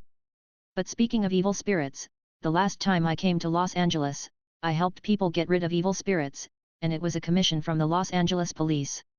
After finishing Jason's story, Yinka remembered that the last time he came to Los Angeles was to deal with the stink of the Evil Dead series. Now the Book of the Dead is still in his system space. After he took the Book of the Dead away, the subsequent Evil Dead series would not have happened, right? This is not true either. After all, the Book of the Dead is only one of the 3 demonic books. Are there really evil spirits in this world? What are they like? After listening to him, Ashley began to daydream about what the evil spirit looked like. Of course there are evil spirits, and there are many of them. Roca gave her an affirmative answer. There are countless evil spirits in this world, but most ordinary people don't know about them. And what can we say about these evil spirits? Although they are quite scary and have killed many people, they are really insignificant compared to the number of births in this world every day. Of course, there are also reasons why the authorities deliberately conceal some things. That's why ordinary people don't know. By the way, the propaganda of various religious organizations is also one of the reasons. Do evil spirits really exist in this world? Of course, these words were not said by Ashley, but came from behind the two of them. Turn around and look. I saw a black man with a crew cut stood up and walked over. I just heard you guys discussing evil spirits. I want to ask if what you said is true? Are there really evil spirits in this world? The black man smiled, showing his white teeth, and had a very good attitude. Roca has never been very fond of black people, but considering his good attitude, he didn't give him a cold face. Of course there is. It depends on whether you believe it or not. If you don't believe me, it's useless for me to tell you. There are so many people in this world who don't believe in evil spirits. Does he have to explain and prove it to each and every one of them? That's just because you have nothing better to do. Roca didn't care whether he believed it or not. After hearing this answer, the black man thought for a moment and said, I'm sorry, my name is Trevor. Can you please do me a favor? What's the matter? Ashley asked curiously after taking a sip of her coffee. It's like this, my girlfriend has been acting strange lately. She keeps saying that she's been haunted by something, she suspects it's an evil spirit, and she even does some crazy things, so. Then you have found the right person. I am the head of the exorcism agency. If you want to solve the problem of evil spirits, you can commission our company. Upon hearing that the other party needed something, Roca's originally expressionless face suddenly became enthusiastic. After all, this is not just a commission, there may be system tasks as well. Sure, sure. May I know your company's website? The black man Trevor was a little embarrassed. He didn't expect the other party to be so direct. But it was better to be more direct. As long as it can help my girlfriend solve her problems, it's worth spending some money. You can search for exorcism agencies directly, and someone will contact you to discuss the commission. Understood. Trevor nodded. He happened to have a laptop with him, so he checked it online immediately. Soon he dialed the number of the exorcism agency. After some understanding and negotiation, he finally decided to pay $20,000 to publish the commission. The price was painful for Trevor, because this was almost all his savings. Fortunately, Allison is quite humane. She said that if the 450 was not caused by an evil spirit, she would only charge $2,000 for the service. In comparison, this is quite reasonable. In fact, Trevor was just guessing, and he wanted to reassure his girlfriend. If it weren't for the evil spirits, the $2,000 would be just a psychological comfort. It's not very expensive either. If it really is an evil spirit, the $20,000 would be worth it. After all, this is life-saving money. Mr. Roca, I have already given your company a commission, this. Roca waved his hand to interrupt him. No need to say more. You can arrange a time to meet your girlfriend. Then I will know whether she has encountered an evil spirit or not. Okay, this is my phone number, I will ask Mency out tomorrow. Trevor said and left the phone. No problem. Roca took down the call and nodded. Then Mr. Roca, see you tomorrow. See you tomorrow. After seeing Trevor leave, Ashley was a little curious. I wonder what kind of evil spirit his girlfriend encountered. Maybe it's a prank. So far, the system has not issued any tasks, so Roca is not sure whether it is the work of evil spirits. Chapter 189. The next day. After receiving Trevor's call, Roca and Ashley showed up at the old coffee shop on time. Seeing the two people coming, Trevor immediately stepped forward and shook hands enthusiastically. Mr. Roca, this is my girlfriend, Rose Carter. Rose is the exorcist I told you about. Are you the exorcist master? Rose was originally very enthusiastic about the exorcist. In fact, she was very excited after Trevor called her last night. After all, what happened to me could not be explained. I can only hope that the exorcist master can help me. But isn't this exorcist master too young? This made her heart, which had originally had some hope, suddenly sink to the bottom of the valley. Could this handsome man in front of her be a liar? Yes, just call me Roca. Roca smiled and shook her hand. After a few people sat down, Trevor ordered 4 more cups of coffee. Roca didn't waste any words. I know you may not believe that I am an exorcist. That doesn't matter. Tell me about your situation first. I will tell you whether I can solve your problem or not with facts. Hearing this, Trevor and Meng Si looked at each other. Judging from the other party's confident tone, they actually gained a little more trust. Here's the thing, I'm a doctor working in a psychiatric emergency room, and until a few days ago I had a very unusual patient, a PhD student named Laura. This patient is very special. She seems to be mentally unstable and keeps saying she is going to die. Just last week, I met with Laura, but Laura was very excited, and then smiled very strangely, and cut her throat with a knife. Having said this, Rose's face was filled with horror and her eyes widened, as if the scene in her mind was right in front of her. Her boyfriend Trevor hurriedly hugged her and comforted her softly. Ding! The system has updated the task Dangerous Smile 1, please host to deal with the demon. Roca was a little surprised by the system prompt. He didn't expect it to be this. The so-called Dangerous Smile is a curse delivered with a weird smile. It seemed to be a demonic power. People who are cursed by Wei Xiao often see horrific hallucinations. If this continues for a long time, the person will suffer from mental breakdown and may even engage in self-harming behavior. In fact, to this extent, the cursed person has become a puppet of the devil.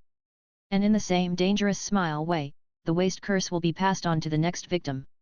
To put it simply, it was a mysterious curse caused by a demon. As long as we find its essence, it is not difficult to solve it. I already understand the situation.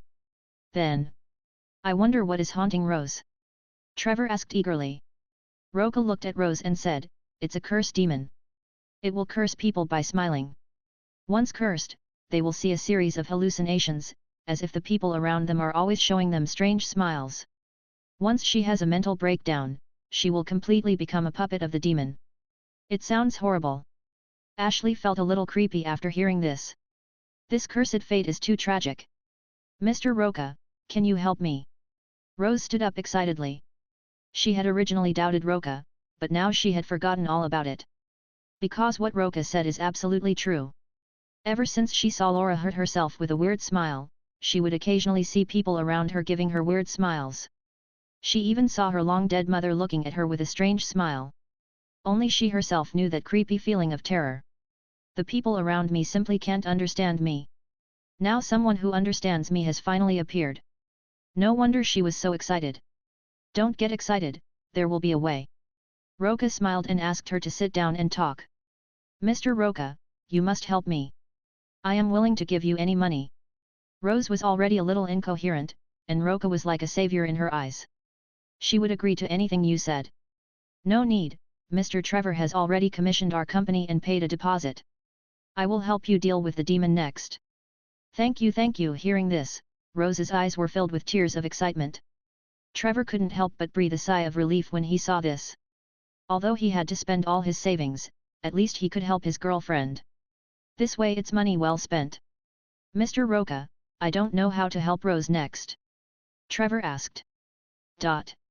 This is not the place to talk. Let's go to my house.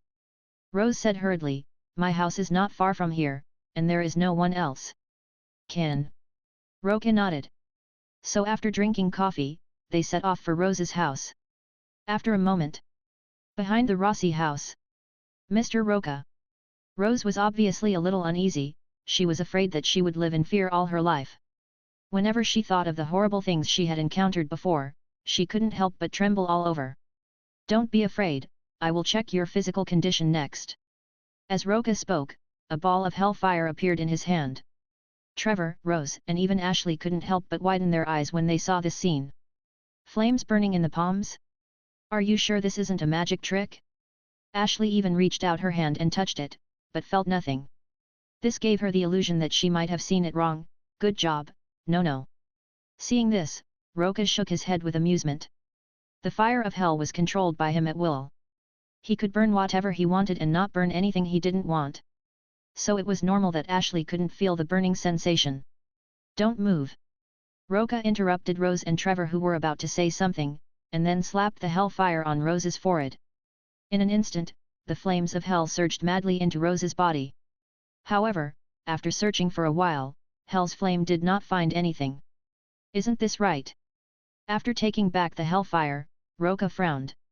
Since it is a curse, there must be a mark on Mency. But now no marks were found on her body. What's going on? How about it? Trevor saw him frowning and couldn't help but ask. Chapter 190. The situation is not optimistic. I did not find any power left by the devil in Rose. After saying this, Roca frowned and began to think. Trevor and Rose became a little anxious after hearing this. If they had not seen the fire in Roca's hand with their own eyes just now, they would have thought he was fooling people. But now the situation has become confusing. Rose even thought that she was having a nightmare. Was everything she had seen before just her imagination? Don't worry. Since the demon didn't do anything to you, I think it will definitely come after you next time. If it shows up, I will be able to catch it. Since Rose has been cursed by the devil will never let her go. Roca remembered that in most movies, people who were cursed usually couldn't live beyond 7 days, and some even died within 4 days. Of course, this has a lot to do with the psychological state of the cursed target. In other words, the more abnormal the cursed mind becomes, the sooner it will be possessed by the devil. So how many more days do I have to endure this? Rose was a little overwhelmed when she heard what he said. She was already a little mentally disturbed because of the torture she had received from the devil. Didn't expect that I would have to continue? I can't help it. The devil will appear when you are most vulnerable, so I can't solve it in advance. Roca was also somewhat helpless. This kind of demon was more like a strange rule. It could not be dealt with until the rule appeared. Rose had no choice but to accept it. I hope I can defeat that demon before I have a mental breakdown. Rose knew very well that if she did not get rid of the demon when her spirit was on the verge of collapse, she would probably be possessed by the demon. You don't have to think about what the consequences will be at that time. Mr. Roca, please. Trevor begged him seriously. Don't worry. Since we have accepted the commission, we will definitely not let Rose get hurt. You can rest assured. Roca waved his hand confidently. In fact, as long as Rose was on the verge of a mental breakdown, the devil would appear. When the time comes, he will just need to take action to deal with the devil. Of course, this requires a prerequisite. Rose, you must remember that I will deal with the devil, so don't give up any hope even if you are on the verge of collapse. This is especially important. If Rose collapsed immediately, it would be too late once the demon took over her body. Rose nodded vigorously. She also knew that this was the key to her survival. Then Rose, you need to stay in a room alone. A quiet room will help you to enter a state of mental breakdown more quickly, and the demon will appear faster. Is that okay? No problem. Rose took a deep breath and agreed. What about us? Trevor asked. Of course we are waiting outside, otherwise we wouldn't know the devil is coming. Roca must monitor Rose's condition at all times, otherwise if the devil appears and she doesn't know about it, Rose will be dead. After the matter was decided, Rose returned to her room alone. She can sleep or read, but she must stay in a room alone. Being in the silent room would undoubtedly magnify the fear in her heart. To break her spirit. Once the spirit is on the verge of collapse, the devil will appear. That's when Roca takes action. The whole process is that simple. Honey, is it really okay? Lying on the sofa in the living room, Ashley nestled in Roca's arms and asked with some concern. Roca kissed her on the mouth with a smile. Don't worry, I'm a professional in exorcism. It's just that the devil doesn't dare to show up, otherwise I would have burned it to ashes. Then can you tell me about the time you came here to deal with the evil spirits? Ashley has been thinking about what Roca said yesterday about coming here to deal with the evil spirit, and she really wants to know what happened. No problem. Since he had nothing to do, Roca told her the story of the rise of the evil spirit. Soon it was evening. Roca, Ashley, and Trevor took turns going out for dinner and coming back. How's it going? Roca looked at Trevor and asked. I've already sent Rose some food, and I think she's in good spirits. Trevor answered truthfully. Oh, it seems that she feels more at ease because we are waiting outside. Roca said this with some helplessness. Because they were waiting outside, Rose's mental breakdown was obviously slowed down a lot. This way, it would take a lot longer to bring her to the brink of collapse. But there's nothing I can do. It was he who came up with this solution. But the next day, Roca and Ashley went out shopping and playing as usual, leaving Trevor alone to take care of Rose. When Rose learned that they were not there, she was obviously not as calm as she was last night. Until evening. Mr. Roca, something has happened to Rose, please come back and check on her as soon as possible. I see. After receiving Trevor's call, Roca knew that something was wrong with Rose, so without any further ado, he hurried back with Ashley. How about it? Rose has been yelling and screaming in the room since a while ago, and even broke down and cried. I didn't go in as you arranged. Trevor eagerly recounted what had just happened. Okay, I understand now. The devil is here. Roca looked towards Rose's room and could clearly see that there was demonic power at work. This situation was very easy to deal with. Without saying a word, he opened the door and strode towards Lindsay. At this moment, in Rose's eyes, Roca was approaching her with a strange smile. Don't come over, Rose screamed, picked up the scissors in her hand and stabbed at him. But it was useless, Roca easily grabbed her hand. Rose was on the verge of collapse at this time, and everything she saw was what the devil made her see. It won't be long before the devil completely takes over Rose's body. But that's all. Roca raised his hand and slapped the hellfire onto Rose's forehead, and then the hellfire wrapped Rose up. That's right. The demon is now inside Rose. Under the threat of the flames of hell, Rose's face suddenly showed a strange smile, and then a look of fear. Chapter 191. This scene made Ashley feel a little uneasy. Although I have heard many stories about evil spirits from Roca, this is the first time I have seen one with my own eyes. That creepy feeling came over me spontaneously. It's so horrible. The terror came and went quickly, and no demon could survive even a minute under the scorching flames of hell. The same goes for the demon in Rose. The moment it attempted to take over Rose's body, it was destined to be burned to ashes by the flames of hell. After Rose let out a series of shrill screams, the demon finally disappeared. And Rose also fainted. How is it going? Trevor hurried over to check. It's okay. The demon has been eliminated. Rose will not be entangled by the demon anymore.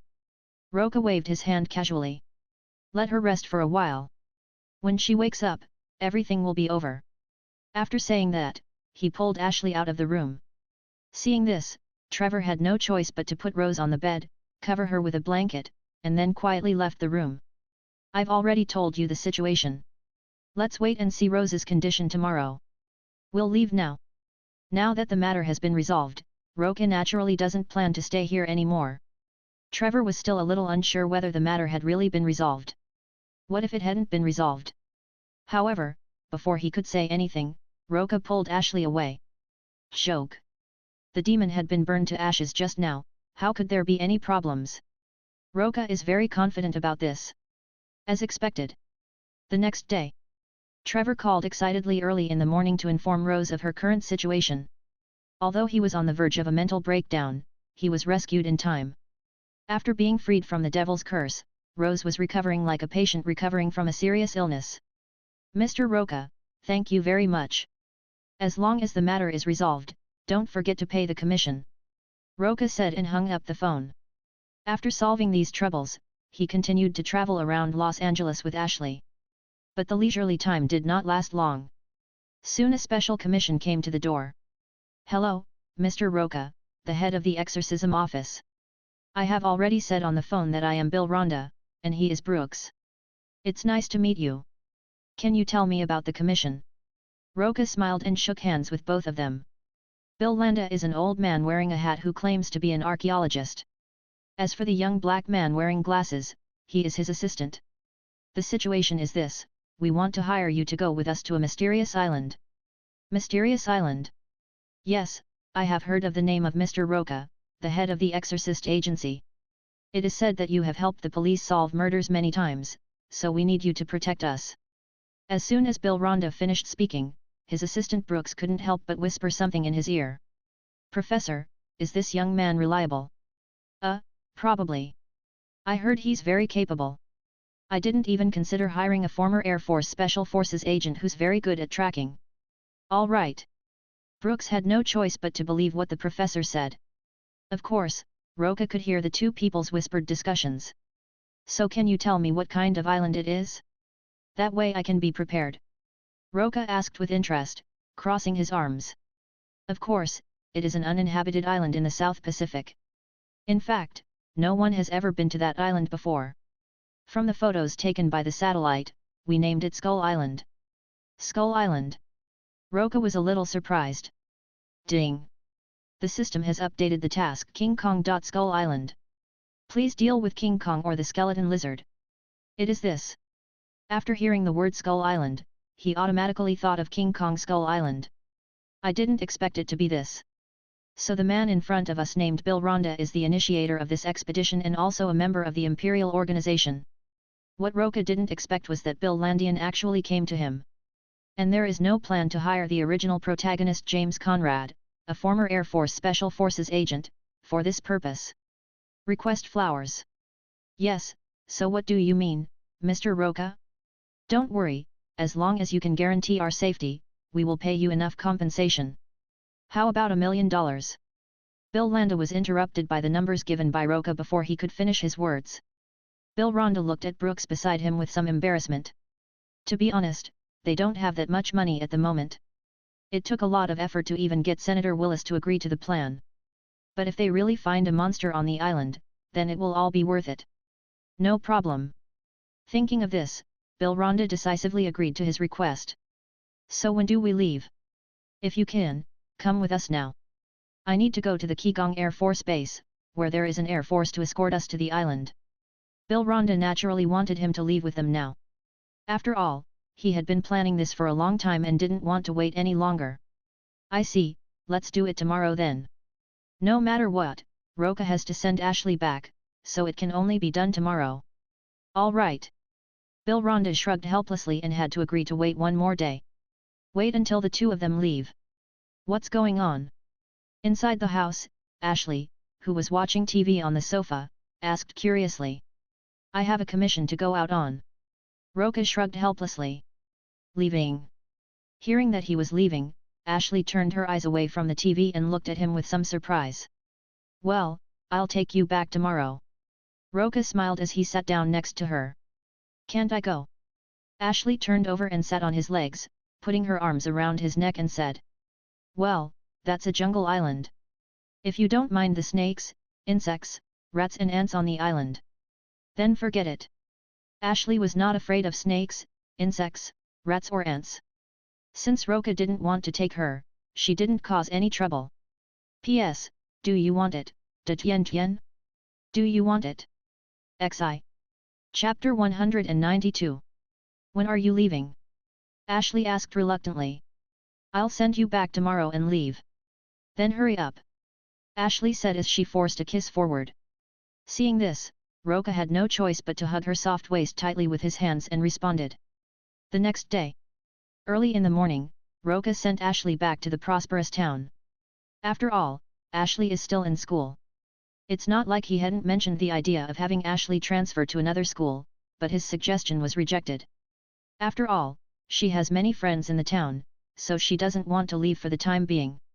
Roca naturally respected her choice and promised to visit her soon. After saying goodbye to Ashley, Roca then found Bill Landa.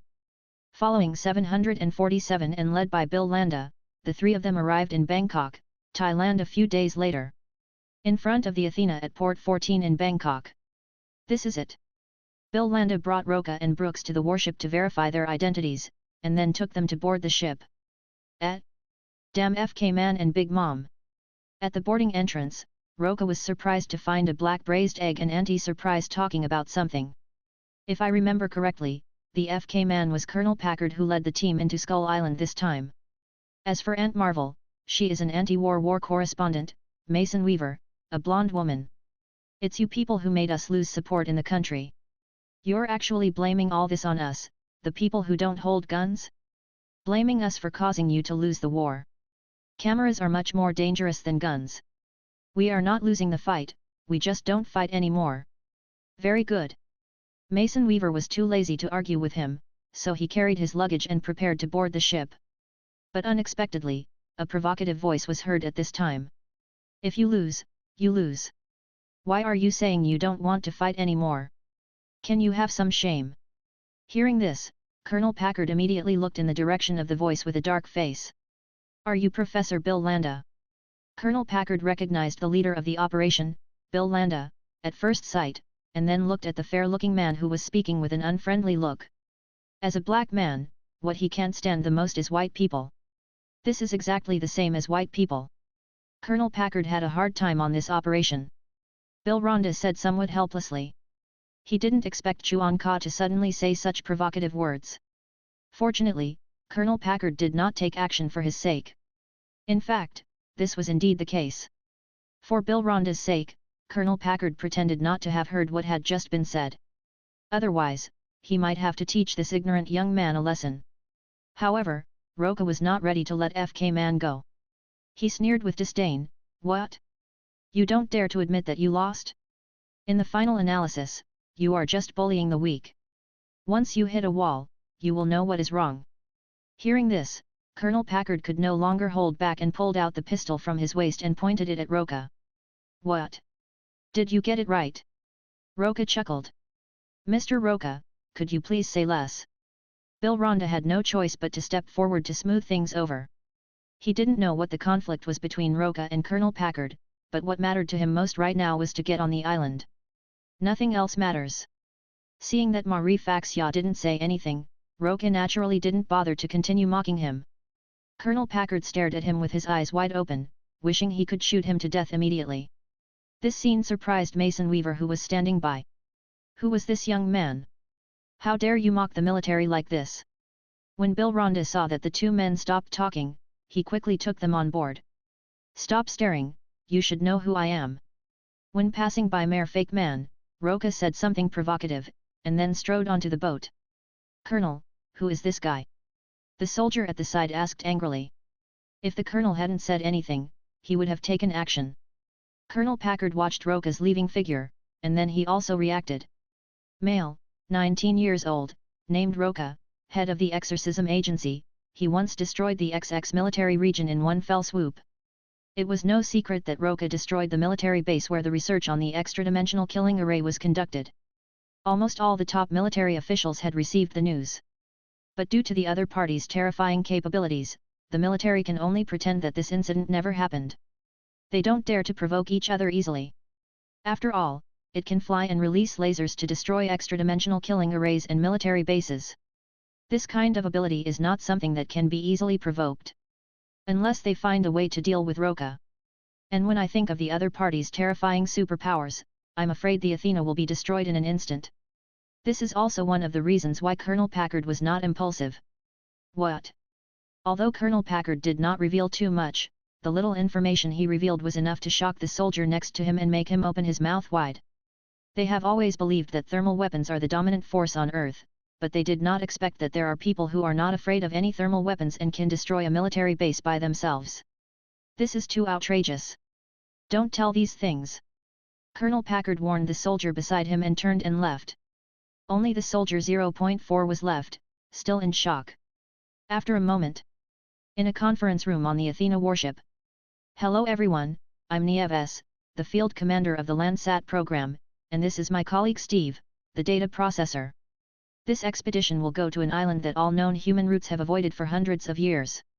Satellite images show that the island is surrounded by persistent storms, so it has remained unknown to the outside world, but Colonel Packard provided helicopter transportation. We will be the first to go through the storm and find out what's going on.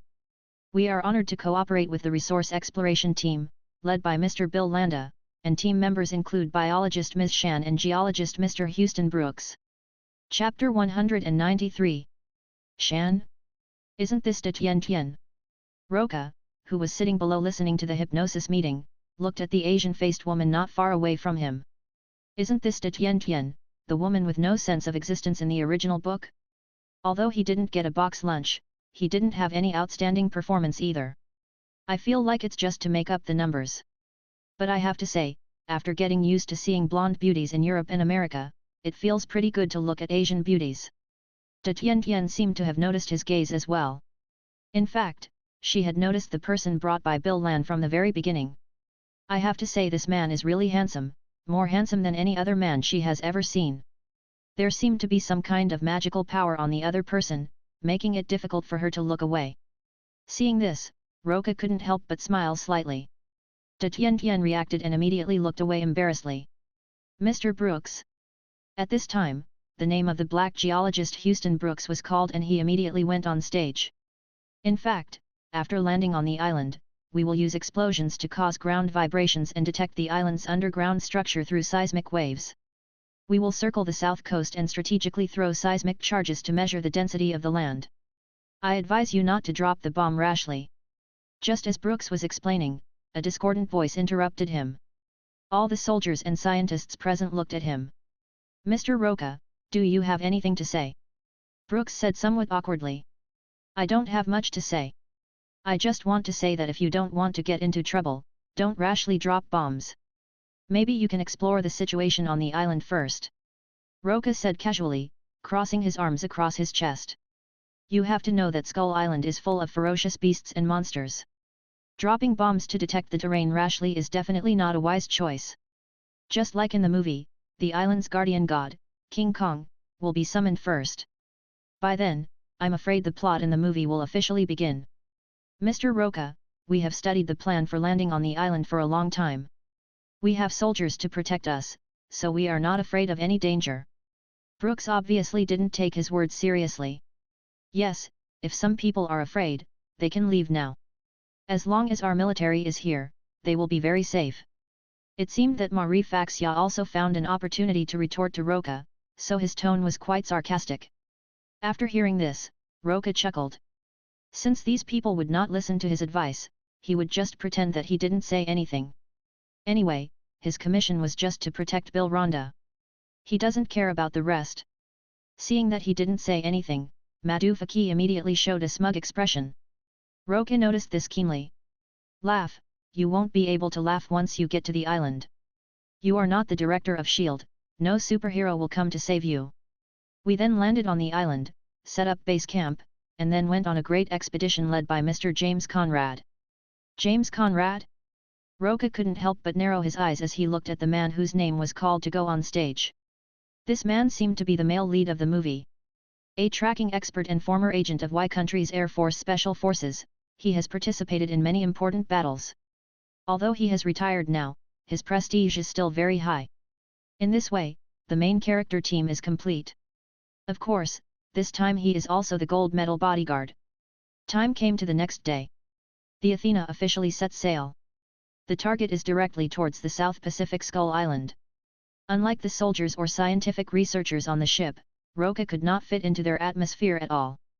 So I could only come to the high deck alone to chat on the phone with Maria and the others. Dear, then you must be very bored. Well, that's okay. It'll only take a few days anyway. Maybe they'll bring back a big one by then. Roca thought of King Kong. If he could take the gorilla as his younger brother or pet, he would be very impressive when he went out. Just thinking about it makes me eager to try it. After all, as a big boss, who doesn't have a pet? Big guy? Well, maybe I'll be scared. Maria was still somewhat curious about what the big thing he was talking about was, and hoped that it would be a surprise. Hey, just at this moment, De Tien Tien came up behind Roca and said hello. Okay, baby, I have something to do, so I'm hanging up now. After Roca hung up the phone, he looked at De Tien Tien beside him. What's up? My name is Shan Li, nice to meet you. De Tien Tien smiled and stretched out her hand. I know, Ji Shan, just call me Roca. Roca simply shook her hand. Hearing this, Li Shan was a little surprised. After all, when Europeans and Americans pronounce Oriental names, the first name comes first and the last name comes last. But Roca pronounced her name very accurately and did not reverse the order. It was as if the person in front of me was a fellow villager. Don't be surprised, my father is also Oriental. Seeing De Tien Tien's surprised look, Roca had no idea what she was thinking. So that's how it is. De Tien Tien also suddenly realized. I heard that Professor Bill Landis specially invited you to be his bodyguard to protect his life after he arrives on the island. Yeah, is that weird? Roca asked back with a raised eyebrow. Tiri. In fact, what De Tien Tien wants to say is that you don't look like you can protect anyone, and you are so young. Although he looked strong and healthy, his skin was so fair and flawless that she was a little jealous. Overall, he looks more like a college student who is not very experienced in the world. Not like a guy who can run through the jungle and protect people. As soon as Roca saw her like this, he knew what she was thinking. There's an old saying in the East that goes, don't judge a person by his appearance. Maybe when you get into danger on the island, I can save your life. That's right, thank you very much. De Tien Tien was a little embarrassed. She didn't expect to be educated with knowledge from her hometown. This wave is really embarrassing. By the way, what do you think about not letting the military drop bombs? De Tien Tien thought about what happened last night and asked. Curiously. Chapter 194. Let me put it this way. Throwing bombs is like seeking death. Anyway, I have already warned them. It has nothing to do with me whether they live or die. Roca said with his arms folded across his chest as if he didn't care. Hearing this, De Tien Tien couldn't help but frown and mutter to herself. Is there really danger on the island? But how did he know?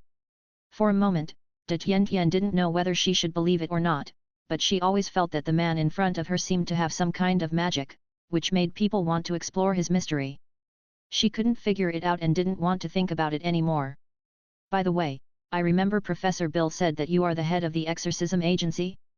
What is this exorcism agency?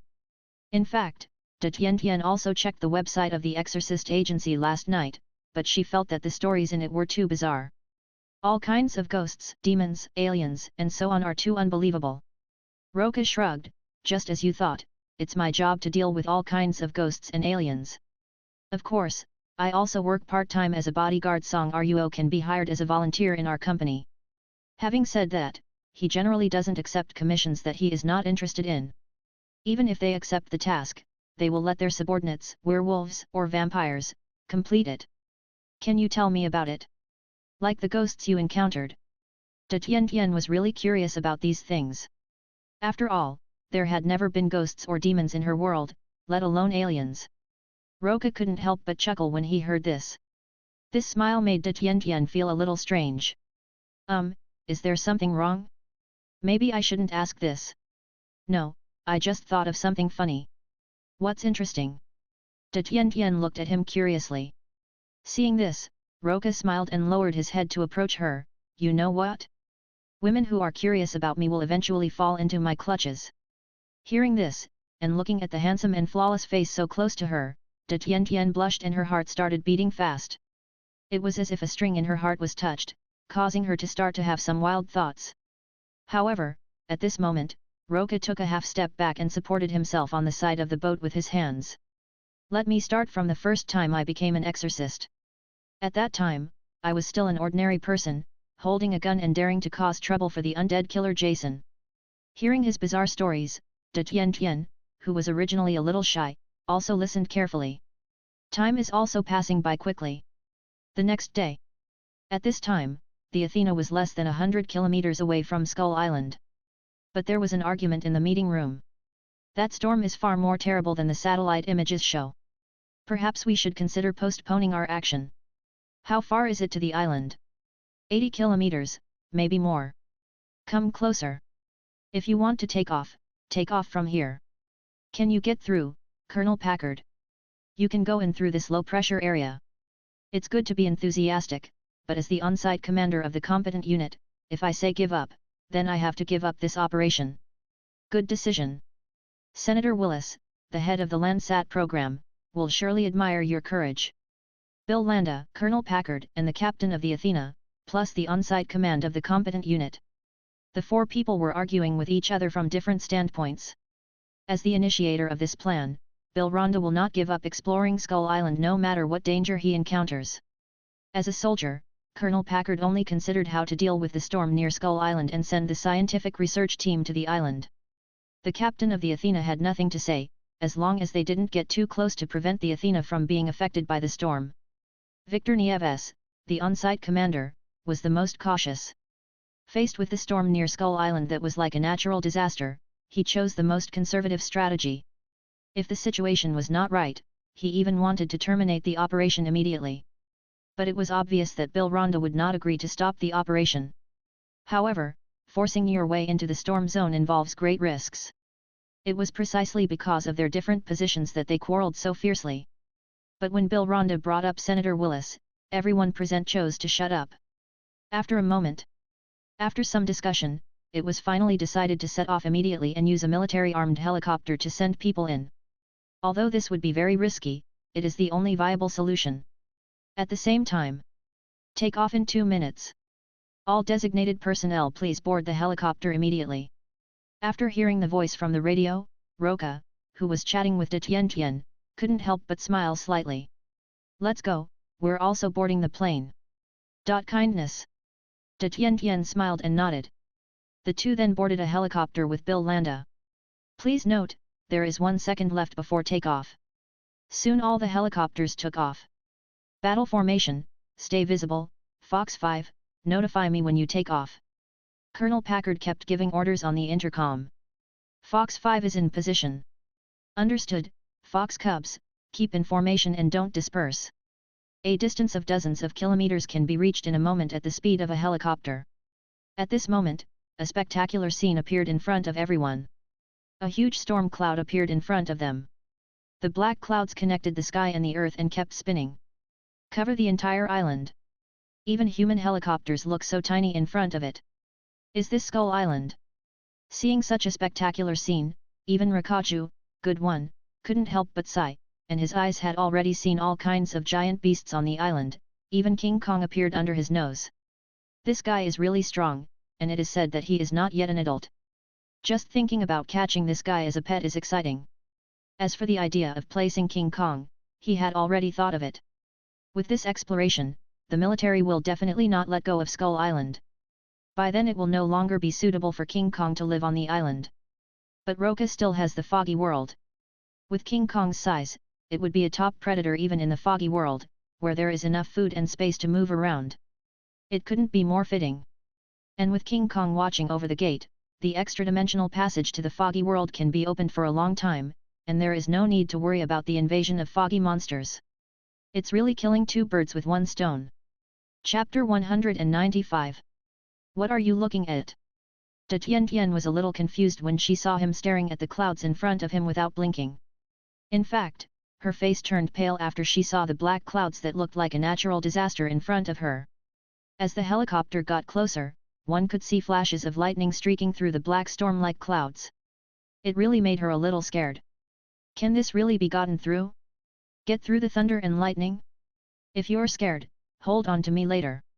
Roca couldn't help but laugh when he saw the little girl looking so scared that her face turned pale. De Tian could naturally hear that he was teasing her, but she was not in the mood to joke at the moment. As the helicopter approaches, FK Man ordered the helicopter to rush in without hesitation. Since the helicopter was equipped with a lightning protection device, he was not very worried about the threat of lightning. On the contrary, the air pressure in the clouds is very strong, which greatly hinders the progress of the helicopter. If you are not careful, the helicopter may crash. Fox Cubs, I'm the leader. Turn on the inertial navigation. Remember the story of Icarus? His father gave him a pair of wings made of wax. As the helicopter entered the clouds, Colonel Packard told everyone a story to distract from the fear in their hearts. Black clouds obscured everything. It was daytime outside, but inside it was as dark as a thunderstorm night. There were lightning and thunder around from time to time. Listening to the deafening sound of lightning in my ears makes my head buzz. Because of the airflow, the helicopter was shaking constantly. Yeta Tian Tian lost her balance and nearly fell to the ground, but luckily she grabbed Roca's arm in time and managed to steady herself. Don't worry, it'll be fine. Seeing her pale face, Roca couldn't help but smile and comfort her. If nothing goes wrong, they should be able to pass through the storm area and enter Skull Island smoothly. Of course, if something unexpected happens, just pretend he didn't say anything. Thanks. De Tian Tian thanked him with a pale face, and at the same time held on to Roca with both hands and did not dare to let go. As expected. In just a moment, the helicopter broke through the storm area. When the sun shines again, it feels like the clouds are clearing away and the fog is revealed. All I saw before me were mountains shrouded in mist and flowing water, as if half of them were standing on the sea and half in the clouds. It gave me a sense of illusion and vagueness, just like the legendary fairy island. The clouds and mist flowed among the mountains, like a painter's ink splashing, turning the mountain scenery into beautiful paintings. The mountains appear and disappear against the backdrop of clouds and mist, as if they are strange peaks and rocks in a fairyland. This scene made everyone forget their previous fear and smile with relief. It turned out they were successful. Looking for a landing spot and preparing to land. Colonel Packard was not confused by the scenery before him, he quickly gave orders. The helicopter flew over a series of mountains and finally chose a relatively flat jungle to land. Fox Cubs, I'm the leader. Now spread out and do your own thing. Fox number 7, have the surveyors land. Got it, boss. Fox number 3 goes to Area 6, others follow the captain. Under the command of Colonel Packard, everyone soon began to work in their respective positions. Roca, De Tian Tian, Bill Rhonda and others landed in the open space. And soon, the helicopter on the other side dropped the seismic charge column, causing bursts of explosions. Geologist Brooks and his colleagues used the vibrations to understand the underground structure of Skull Island. Everyone is very busy. Only Roca looked leisurely towards the front of the helicopter where the mere fake man was. There, King Kong, feeling the ground shaking, was rushing towards this side. If nothing unexpected happens, we will meet soon. As expected. Just as the Fox number 8 helicopter was continuously dropping seismic charges, a tree trunk suddenly shot towards it. Boom! There was almost no time to react before the Fox 8 helicopter was pierced by a tree trunk and exploded violently. This sudden scene stunned all the soldiers. Be careful! Then a soldier seemed to see something horrible, and he shouted in fear. However, helicopters are not very agile in the sky. The next second, it was slapped down by a huge palm, and a violent explosion occurred the moment the Fox number 4 helicopter fell. The Fox 3 helicopter next to it was not much better. He trembled after being caught by King Kong's big hand. The driver and the soldiers all fell down and landed right in King Kong's mouth. Snap crunchy! At the same time, after Fox number 8, number 3 and number 4 lost contact, Pad H School immediately discovered it. Fox number 8 was shot down, number 4 was shot down, Fox number 3 please answer.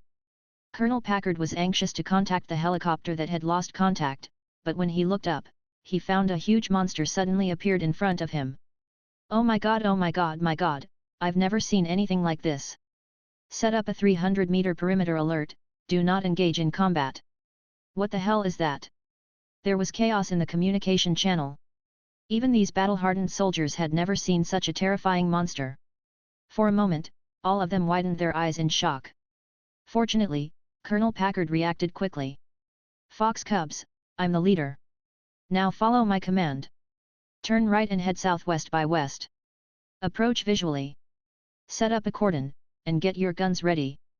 As a soldier, even when facing such a behemoth, Colonel Packard did not try to escape at the first moment, but wanted to kill it with thermal weapons. After all, he lost 3 helicopters and soldiers. This revenge must be avenged. As the helicopters got closer, the monster's appearance became clearer. Damn it, that thing is too big. It's so scary. It was this BD who destroyed Fox number 8 and the others. Fox cubs, I'm the leader, fire when you're ready.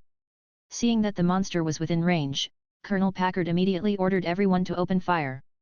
Blast blast!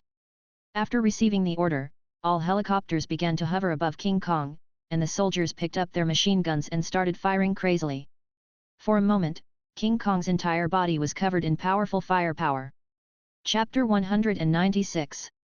Roar. Faced with the fire suppression from the helicopter group, King Kong roared loudly in anger. Although these bullets are not fatal to it, they can cause it injuries and pain. Finally, it seized an opportunity and slapped a helicopter flying in front of it, sending it flying. Boom! The helicopter exploded instantly, leaving no chance for the pilot to escape. Retreat, retreat quickly! James Conroy, who was in a helicopter with Aunt Marvel, was horrified when he saw this and quickly asked the pilot to retreat. I don't obey your orders. Even in danger, the driver did not forget whose orders to obey. How's Fox number 6 doing? Colonel Packard sensed something was wrong and asked about the situation during the communication. This is Fox 6, we are basically out of control, we are falling.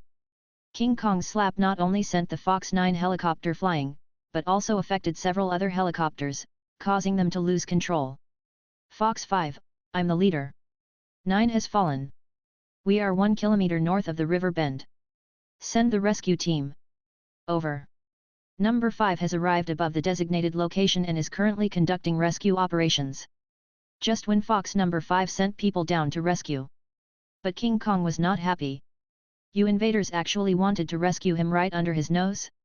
What a fart! The next second, a big foot stepped on the crashed helicopter number 9 and the rescuers.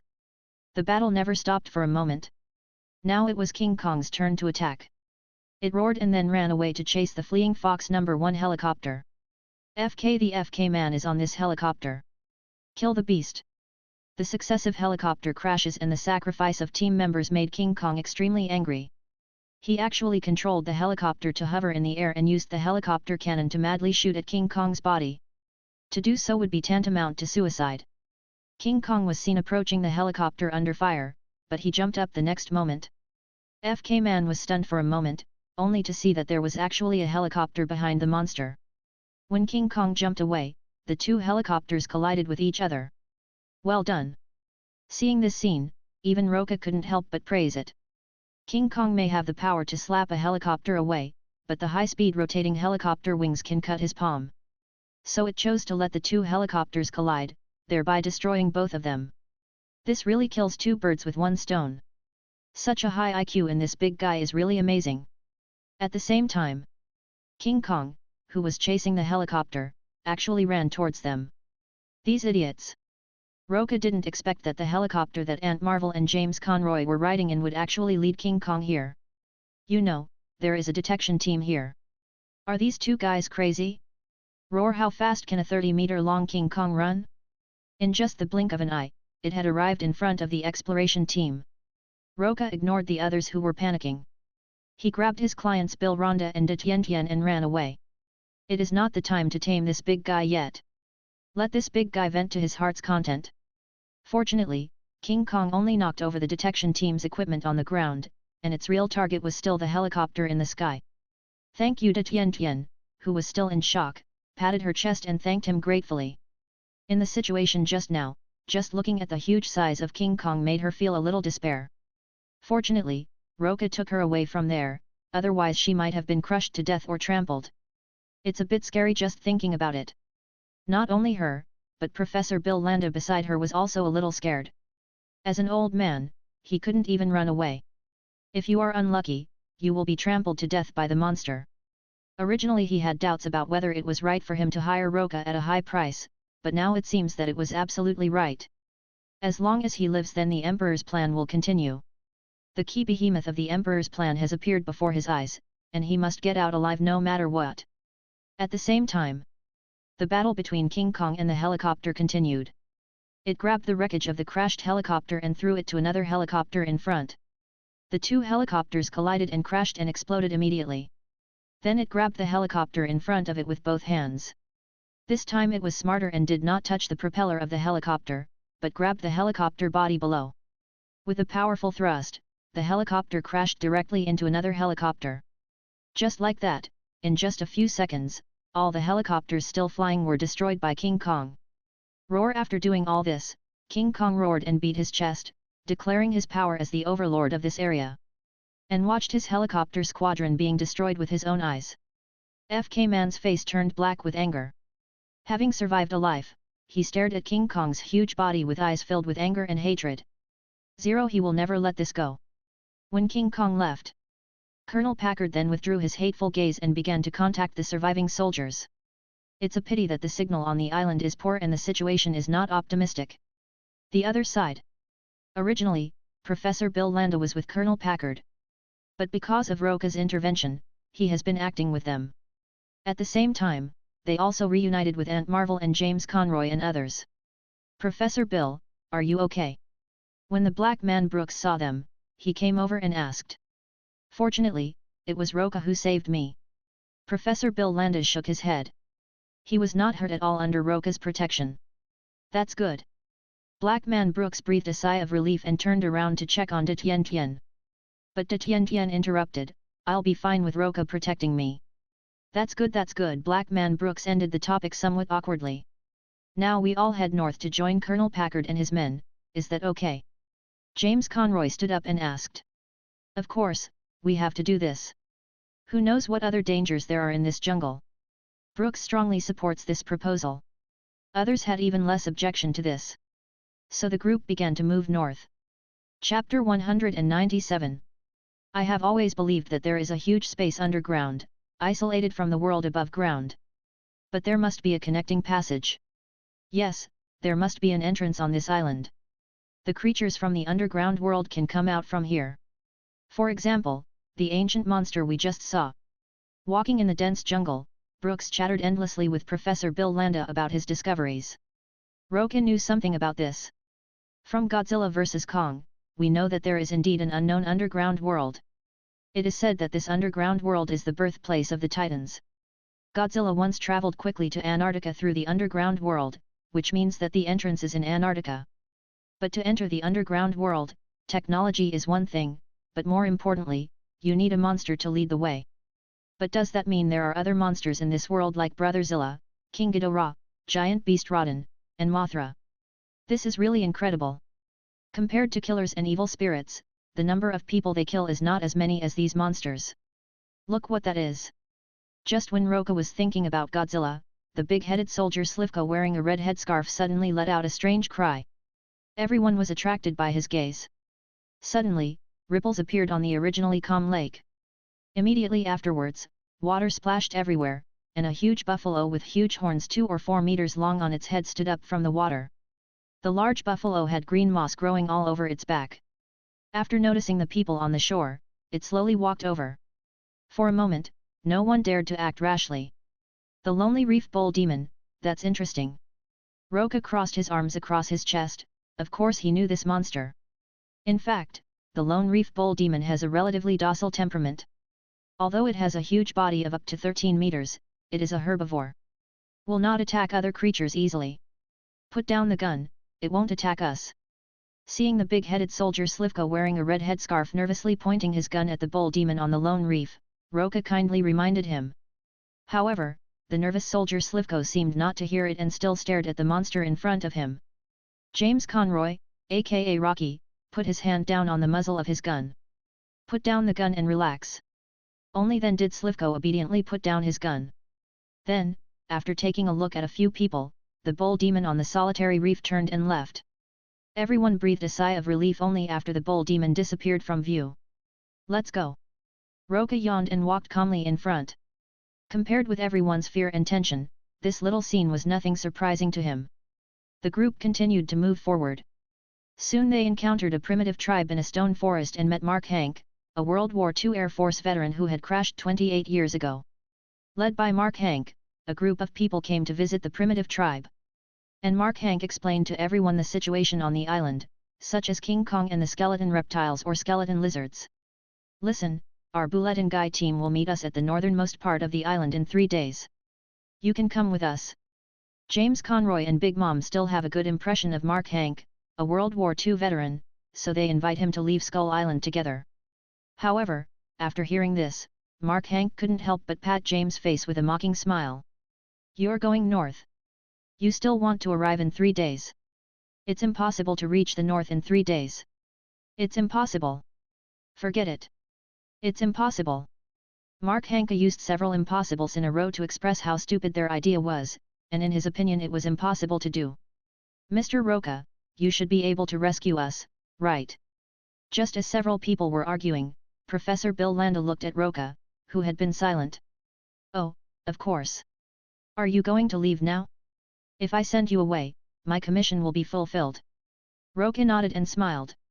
Upon hearing this, Aunt Marvel and James couldn't help but look sideways. What can you do? Aunt Surprise couldn't help but ask. It's simple. Just fly out. Roca said lightly. Fly?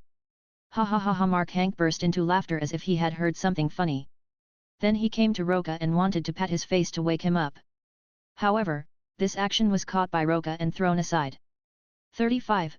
Seeing the sudden conflict, James and Aunt Marvel were a little surprised, and quickly helped the old soldier on the ground up. So Mr. Bill Landa, do you want to leave now? I can take you away right away. It would be better to send Bill Rhonda away. Anyway, since Roca has come to the island, he has the final say on the island. Getting Bill Rhonda off the island can be considered as completing the mission. Bill Rhonda frowned. Although he had heard of Roca's abilities, he really couldn't imagine how the other party would send him away. Can you take them with you? Bill Landa pointed at everyone. Of course not. The mission is very clear. I will only protect you.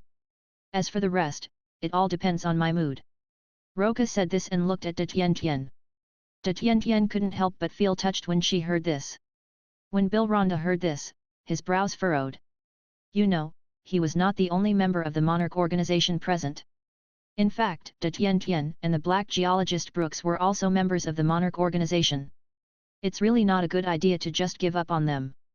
What's more, we haven't reached the end of our rope yet. So Bill Rhonda thought for a while and said, I want to stay on the island for a few days. I'll have to leave it to Mr. Roca for the next few days. The commission was to protect his safety on the island, so it should be no problem for him to stay for a few more days. That's no problem. This was completely in line with the commission, so Roca did not refuse. He was just being cautious anyway. What could possibly happen under his nose? Aunt Marvel and James on the side were a little bit unbelieving. They didn't expect Professor Bill to be so polite to this bodyguard. Could this man in front of me really be able to take Professor Bill out without any harm? Chapter 198. Although they were very disdainful of Roca, James and his friends still discussed what to do next so that they could reach the northern shore of the island in just 3 days. Only in this way can we catch up with the supply team and leave Skull Island. After discussing for a while, Mark Hank suddenly remembered that he seemed to have a modified ship. Although it has not been used for a long time, it should be usable after some repairs. So, led by Mark Hank, several people quickly came to the river to check the modified boat. The good news is that the converted boat is still usable, even if it looks a little shabby. The bad news is that it needs some repairs. As long as they can repair the boat, they can rush to the north shore of the island by water. Just when several people were busy repairing and modifying the boat, De Tien Tien came to Roca and thanked him. Thanks. Kindness.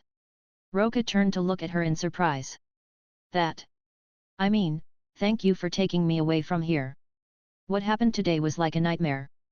Those monsters were so scary. Just when Daishanation was expressing her inner feelings, Roca interrupted her. When did I say I was willing to take you out? Ah! De Tien Tien was stunned for a moment and then reacted. It turned out that when Roca said he could lead people away from here safely, he wasn't talking about her. This is a bit embarrassing. She was so moved and thanked me just now.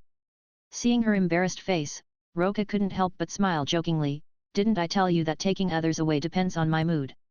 If I'm in a good mood, I can take you out safely. So how do you feel now? De Tian asked cautiously. Well, barely enough. Roca folded his arms across his chest, his expression calm. So what can make you feel better? De Tian asked again in confusion. Well, what do you think? Roca raised the corner of his mouth slightly, and after saying that, he turned and walked towards the wooden gate of the primitive tribe. I think. De Tian was stunned for a moment and then seemed to think of something and her face suddenly turned red. It's just a simple thing for a woman to make a man happy, how could she not understand that? Hey, where are you going? Looking up, De Tian found that Roca had left. She thought about it and followed him. At the entrance of the village. Many people from primitive tribes are on guard here. Did you hear that, too? The surprised aunt was originally taking pictures everywhere, but she came here because she heard some strange noises. Seeing Roca and De Tian coming over, I thought they also heard a strange noise. Strange noise? De Tian listened carefully and unexpectedly heard some strange noises. It was like some monster was howling in pain. You'll find out when you go and see. After Roca finished speaking, he walked through the village gate and headed towards where the sound came from. De Tian and Auntie Marvel looked at each other and then followed. Outside the village gate is a plain connected to a river not far away. Thick smoke was billowing near the river.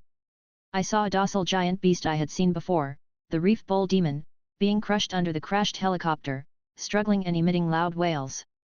It's also thanks to the fact that the bull demon on the lonely reef has thick skin and flesh. Otherwise, any monster that was hit by a falling helicopter would be turned into meat paste. Hurry, help him. It must be said that Aunt Marvel is still very caring. After seeing the bull demon on the lone reef being pinned down, she immediately came to the wing of the helicopter and wanted to lift it up.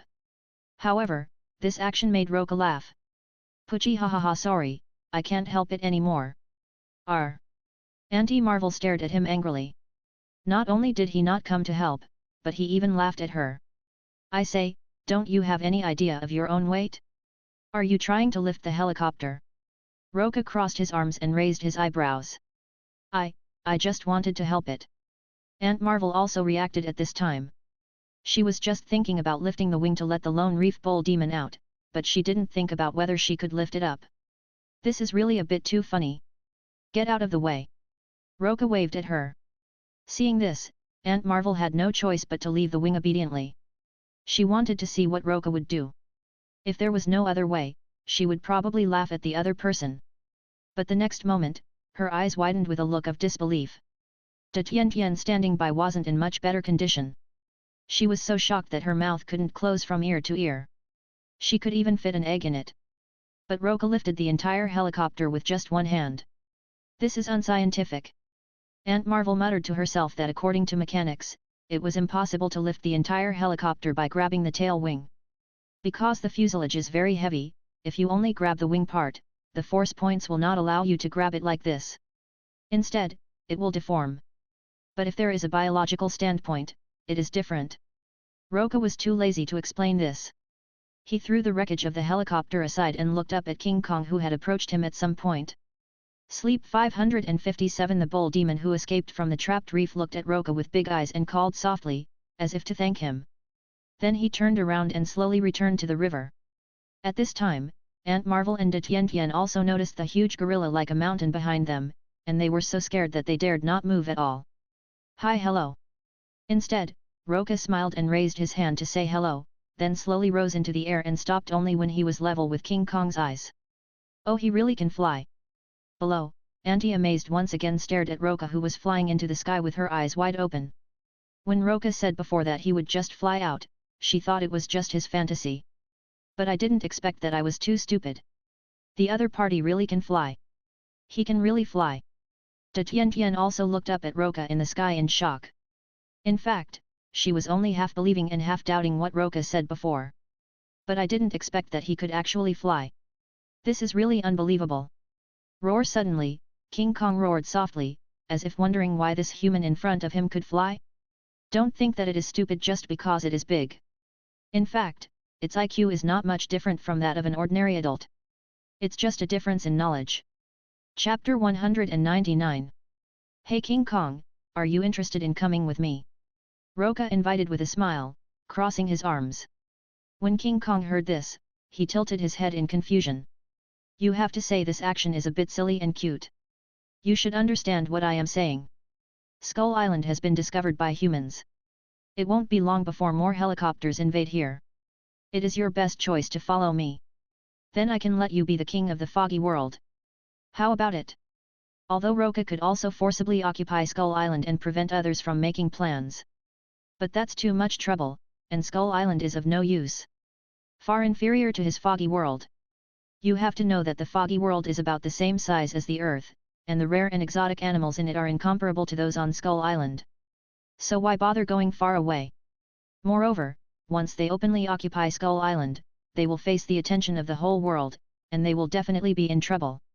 Roca is a person who is very afraid of trouble. Although he can transform into a native of his homeland at any time, he is not a real native of his homeland. He has a good outlook on life, world, and values. So there will be no indiscriminate killing of innocent people. Even when there is a commission, he will transform into a righteous Superman and save the world. So the best thing to do is to let King Kong go with him. Then place it in the foggy world and let it grow into a stronger monster. Then when Godzilla comes out, wouldn't it be interesting to let it compete with him for the title of King of Monsters? However, King Kong didn't seem to understand what he meant, or he didn't want to leave Skull Island, so he turned and left without saying anything. Hey, wait a minute! Roca flashed and appeared in front of it again. Why don't you consider it? I can provide you with a bigger stage and give you some help. At the same time, Tian Tian and Aunt Marvel below looked up at Roca in the sky with some confusion. He seems to be talking to King Kong. Aunt Marvel tried to listen, but because the distance was too far, she couldn't hear clearly what Roca was saying. Maybe chatting with King Kong. Tian Tian was also full of doubts, not knowing what Roca had said to King Kong. Roar! Suddenly, a roar startled the two of them. When he looked up, he saw that King Kong suddenly became angry and slapped Roca in front of him. Be careful! Tian Tian warned loudly in horror. But it was too late. King Kong's palm, which was as big as a bus, hit Roca directly. However, to their surprise, King Kong's palm suddenly stopped. From another direction, it can be seen that Roca blocked King Kong's huge palm with just one hand. No matter how much I try to persuade you, you won't agree. I have to beat you up, right? Roca also became a little impatient, and he found his own behavior a little funny. No matter how high King Kong's IQ is, he is still just a beast. Do you actually want to convince the other person to follow you? It's really stupid.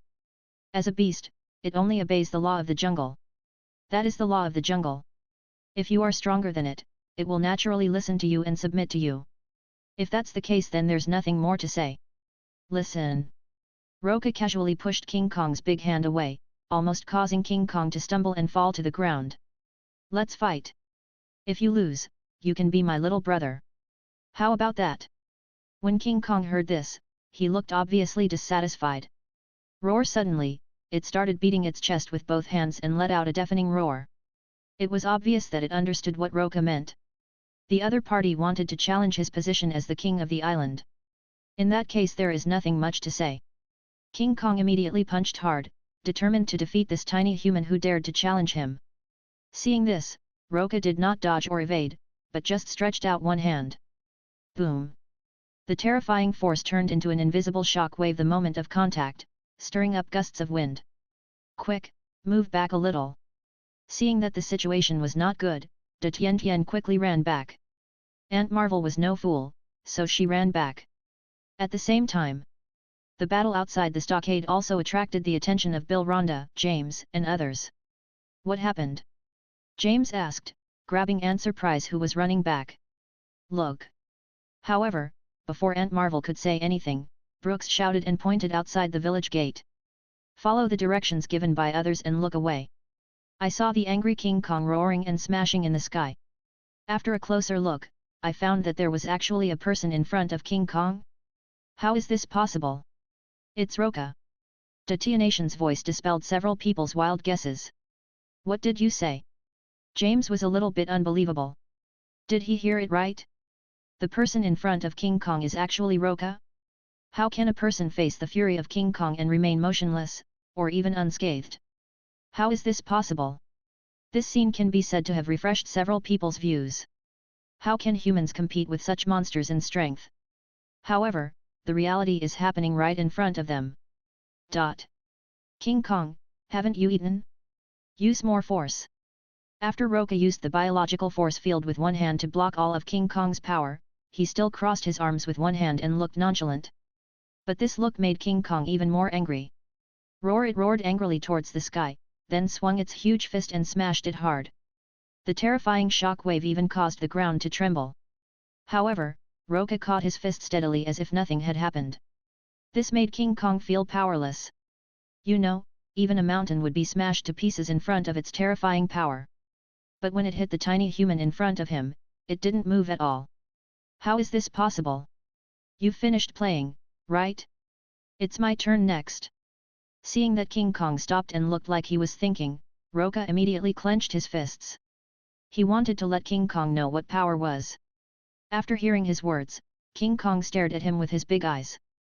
But he instantly came to King Kong's palm, grabbed its fingers and lifted it up. King Kong looked at the tiny human in front of him in disbelief. He was lifted up? How is this possible? However, this was not the end. After Roca lifted King Kong up, he grabbed him and spun him around a few times. King Kong's huge body brought about a terrifying gale, causing the nearby river to flood back and trees to break. Even the gate of the primitive tribe in the distance began to crumble. The strong wind was so strong that Aunt Amazing and Professor Bill couldn't open their eyes. This moment was like a natural disaster. It's terrifying. Minister. Chapter 200. After being shaken like this, King Kong felt his mind becoming confused.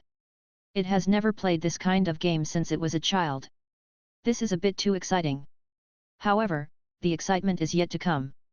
Roca casually threw the spinning King Kong upwards. The next moment, King Kong's body weighing more than 150 tons was thrown straight into the air 1,000 meters high, and then fell rapidly under the action of inertia. The rapid fall of its body made King Kong howl involuntarily. The feeling of weightlessness made it terrified. If it falls down, it will know that it is dead without even thinking. However, when King Kong was still more than 10 meters away from the ground, he was caught by Roca with both hands. The huge inertial force also dissipated into nothingness under the influence of the biological force field. Then he threw it gently. King Kong's huge body fell into the river, splashing a lot of water. And the ground also shook continuously. This scene stunned James and others in the village far away. The people of the primitive tribe knelt down as if they were worshipping the gods.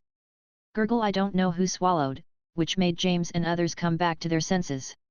It's incredible Professor Bill didn't know what words to use to express himself. The scene before him really refreshed his worldview. He has spent his life hunting monsters.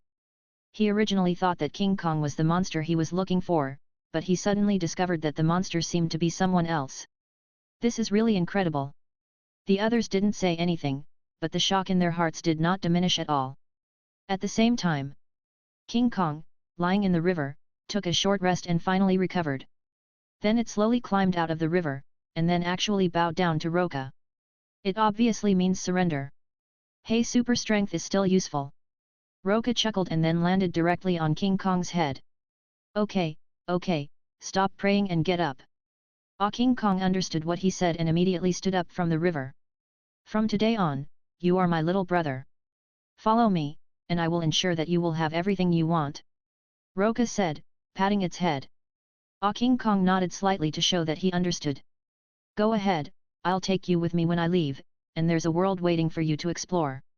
Roca said as he flew down from over its head. However, he had not walked far when King Kong let out a low roar and then started gesturing with his hands. You mean you want revenge?